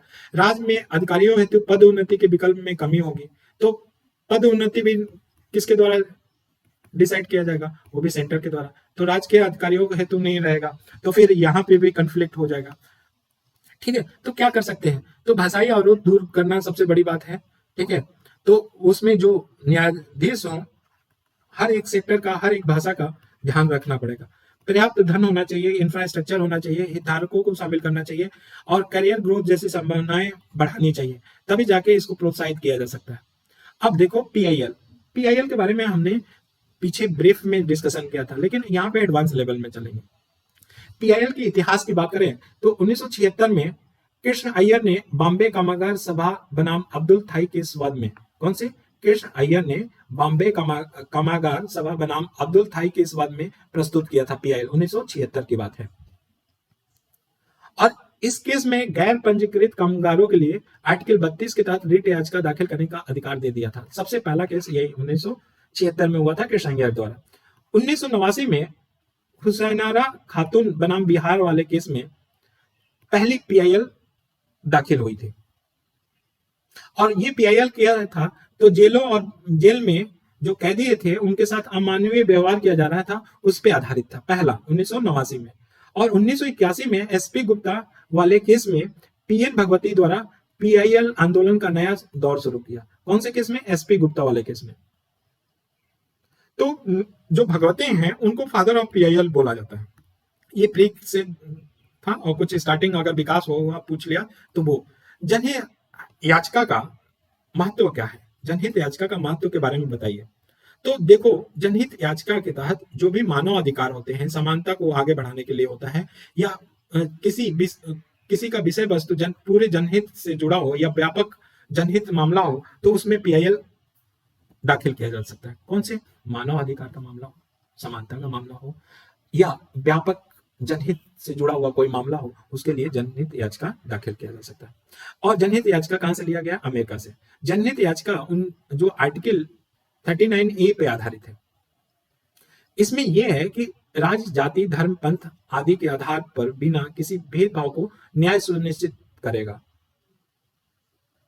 तो जनहित याचिका मतलब कि न्यायालयों द्वारा जनता को दी गई एक प्रकार की शक्ति है जनहित याचिका। और जनहित के मामला और निजी मामला, दोनों प्रकार के कानूनी मामलों में जनहित याचिका किया जा सकता है। वेरी इंपॉर्टेंट, प्री के लिए या मेंस के लिए, कि जनहित का मामला हो या निजी का मामला हो, दोनों में किया जा सकता है। सुप्रीम कोर्ट जा सकता है या हाई कोर्ट जा सकता है जनहित की मामला दायर करने के लिए। तो महत्व के बारे में देखें तो महत्व क्या है? तो एक न्यायिक समीक्षा की अवधारणा को लागू करने में मदद करती है। जो जुडिशियल रिव्यू है, उसको अवधारणा को सशक्त करती है। ये ज्यादा लोकतांत्रिक बनाती है पीआईएल। जो अल्पसंख्यक समूह हैं या समाज के वंचित समूह हैं, उनके लिए न्याय सुनिश्चित करती है। एकीकरण में महत्व करती है, मतलब अल्पसंख्यकों के अंदर कोई भेदभाव नहीं या उनके मन में कुंठा ना हो, उससे बचाती है। सार्वजनिक अधिकारियों में जिम्मेदारी का बोध करवाती है पीआईएल। विधि के शासन और पारदर्शिता को बढ़ावा देती है। भ्रष्टाचार को कम करती है। फंडामेंटल राइट को अच्छे से इस्तेमाल करती है। और मानव अधिकार, गरिमापूर्ण जीवन जीने के लिए अधिकारों की रक्षा करती है। ये बोल सकते हैं और बहुत सारे जोड़ सकते हैं। तो जनहित याचिका से जुड़े क्या क्या मामले हैं? तो इसमें कानून की प्रक्रिया का दुरुपयोग किया जाता है। देखे रहे हैं कि कुछ ऐसा है ना कि निजी हित को बढ़ावा देने के लिए पीआईएल दाखिल किए जा रहे हैं, और हाई कोर्ट और सुप्रीम कोर्ट इसी में व्यस्त हो जा रहा है, और लंबित मामले और बढ़ते जा रहे हैं। जो लंबित मामले हैं वो बढ़ते जा रहे हैं। ठीक है, जैसे प्याज के मूल्य में वृद्धि हो गया, तो ये न्यायपालिका की काम तो नहीं है कि वृद्धि हो गया उस पे पीआईएल देखे। रेलवे स्टेशन की जर्जर स्थिति है, लाल किले की जर्जर स्थिति है, इस पे पीआईएल दाखिल कर रहे हैं। ये तो काम किसका है? कार्यपालिका का है। वो देखे, कार्यपालिका को ऊपर बहसबाजी करो। न्यायिक समय की बर्बादी होती है। जनहित याचिका में जो न्याय वाकई चाहिए वो उस पे नहीं मिलता है समय, और फालतू पे सुप्रीम कोर्ट लगा रहता है। अरे रद्द करने के लिए, पीआईएल को रद्द करने के लिए भी तो वो आधा घंटा सुनता है, और वो आधा घंटा तो जाएगा। जो विकासात्मक गतिविधियों को ठप होना है, जैसे विकासात्मक पीआईएल कितने हैं कि विकासात्मक गतिविधियों को ठप कर देते हैं। जैसे जगन्नाथ मंदिर के परिसर में श्रद्धालुओं की भलाई हेतु उड़ीसा सरकार द्वारा किए जा रहे विकास कार्यों को रोकने में जनहित याचिका दायर किया गया था पूरी जगन्नाथ मंदिर में। तो पीआईएल दाखिल करके सुप्रीम कोर्ट ने उस पर रोक लगा दिया, वो विकास काम नहीं हुआ। लकड़ी लगाने वाले बहुत लोग हैं। रोड बन रहा है तो वो रोड लेके जनहित मामला लेके चले जाएंगे, जबकि रोड बन रहा है या इंफ्रास्ट्रक्चर बन रहा है तो जनहित मामला लेके जाएंगे, उस पर क्या स्टे ऑर्डर ले आएंगे। फिर शक्ति के पृथक्करण का उल्लंघन है। न्यायपालिका कार्यपालिका को क्या हस्तक्षेप नहीं करना चाहिए, लेकिन हस्तक्षेप कर रहा है। न्याय विलंब से मिल रहा है। शोषित या वंचित वर्ग क्या हो रहा है? कुंठित हो रहे हैं, हतोत्साहित हो रहे हैं। तो जनहित याचिका पे सुप्रीम कोर्ट के क्या क्या ऐतिहासिक फैसले रहे हैं, वेरी इंपॉर्टेंट, और इससे अच्छे से पढ़ना, नोट्स से पढ़ना। हम तो केवल हवा देंगे। देखो, पहला केस था एसपी गुप्ता बनाम भारत संघ, 1981 में आया था। इसमें बोला गया था कि एनजीओ का कोई भी सदस्य निष्पक्ष इरादे से अनुच्छेद 226 और 32 के तहत हाईकोर्ट और सुप्रीम कोर्ट में रिट दायर कर सकता है, और ये भलाई में था। जनहित के मामला अगर कोई हो तो ऐसा नहीं है कि वही जो कल्प्रेट व्यक्ति है या शोषण को, मान लो कोई अशिक्षित व्यक्ति है और उसका शोषण किया जा रहा है, या समुदाय है और वो अशिक्षित समुदाय है, उसका शोषण लोग कर रहे हैं, तो एनजीओ इस समुदाय को बढ़ाना चाह रही है, और बढ़ाना चाह रही है, देख रहे हैं कि बाहर के लोग क्या कर रहे हैं, इसका शोषण कर रहे हैं। तो इस एसपी गुप्ता बनाम केस में एनजीओ को पावर दे दिया गया कि आप आर्टिकल 32 और 226 को आधार बना के 32 के तहत सुप्रीम कोर्ट में रिट दायर कर सकते हो, पीआईएल दायर कर सकते हो, और हाई कोर्ट में 226 को आधार बना के दायर कर सकते हो। ठीक है, तो इससे क्या हुआ कि व्यक्ति, पहली बात है कि वो उसको सुदृढ़ हुआ, कोई भी व्यक्ति दायर कर सकता है, और जो न्यायालय तक नहीं पहुंच सकता उस तक पहुंच बनाने में मदद किया एसपी गुप्ता केस। वैसे ही एनसी मेहता केस था, ये गंगा के जल प्रदूषण के खिलाफ जनहित याचिका किया गया था, और ये जनता की यहाँ पे पर्यावरण से पूछे तो ये एमसी मेहता का केस जरूर देना है। तो इसमें प्रदूषण के खिलाफ, गंगा के प्रदूषण के खिलाफ अपनी वर्डिक्ट सुनाई थी। विशाखा बनाम राजस्थान केस में जो फीमेल विशाखा गाइडलाइन आया था, याद होगा, यही केस था। 14, 15 और 21 के तहत यौन उत्पीड़न के खिलाफ सुप्रीम कोर्ट ने ये अपना क्या दिया था, वर्डिक्ट दिया था, विशाखा गाइडलाइन भी बनाया था। तो ये भी पीआईएल के तहत आया था। भारतीय बैंक संघ बॉम्बे और अन्य बनाम जैसे केसेस आई थी, तो इसमें भी क्या बोला गया था कि याचिकाकर्ता द्वारा अपने निजी हित में और व्यक्तिगत शिकायत के समाधान के लिए न्यायालय में याचिका को दायर किया गया हो तो ऐसे मामले की प्रासंगिकता के आधार पर न्यायालय जनहित आगे बढ़ाते हुए न्याय के हित में दायर, कहने का मतलब, छोड़ो इतना पढ़ने का मतलब नहीं, कहने का मतलब है कि अगर निजी हित हो और व्यक्तिगत शिकायत हो, तो अगर सुप्रीम कोर्ट या हाई कोर्ट चाहे, वो मामला हो सकता है कि बहुत एक का निजी मामला गया हो और बहुत सारे समुदाय से जुड़ा हो, और वो समुदाय उससे पीड़ित हो, जो निजी वाला एक पीड़ित हो, तो सुप्रीम कोर्ट देख के उस पर विमर्श करके वो जांच करा सकता है या याचिका दायर करवा सकता है। ठीक है ना, तो ये ध्यान रखना। पीआईएल संबंधित सुप्रीम कोर्ट में क्या क्या दिशा निर्देश दिए गए थे। अब देखो, दिशा निर्देश में कि ये बोला था कि पीआईएल की बहुत संख्या आने लगी थी, तो पीआईएल की संख्या को रोकने के लिए वो दिशा निर्देश जारी किया था।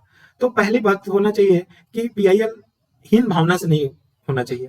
दूसरी बात है कि जो विषय वस्तु हो उसकी सटीकता की जांच कर लेनी चाहिए, तभी दाखिल हो। अगर सुप्रीम कोर्ट, हाई कोर्ट याचिका अगर स्वीकार कर रहे हैं तो वो विश्वसनीय है कि नहीं है, वो जांच कर लेना चाहिए। और ऐसा तो नहीं है कि पीआईएल याचिका जो दायर किया है उसका कोई व्यक्तिगत लाभ उसके पीछे छुपा हो, यह भी सुनिश्चित कर लेना चाहिए। और पीआईएल का मेन उद्देश्य है वास्तविक जनहानि या क्षति का समाधान करना। ठीक है, तो ये उद्देश्य होना चाहिए। तो ये सुप्रीम कोर्ट ने क्या किया था, दिशा निर्देश दिया था। ठीक, पीआईएल। तो आज का हमारा लेक्चर खत्म होता है। झेलने के लिए धन्यवाद। ठीक है, अब नेक्स्ट लेक्चर एक बचा है, वो भी झेलना, बस पॉलिटी एडवांस लेवल तक खत्म, करंट का भी मामला जुड़ा हुआ है। ठीक है, थैंक यू सो मच।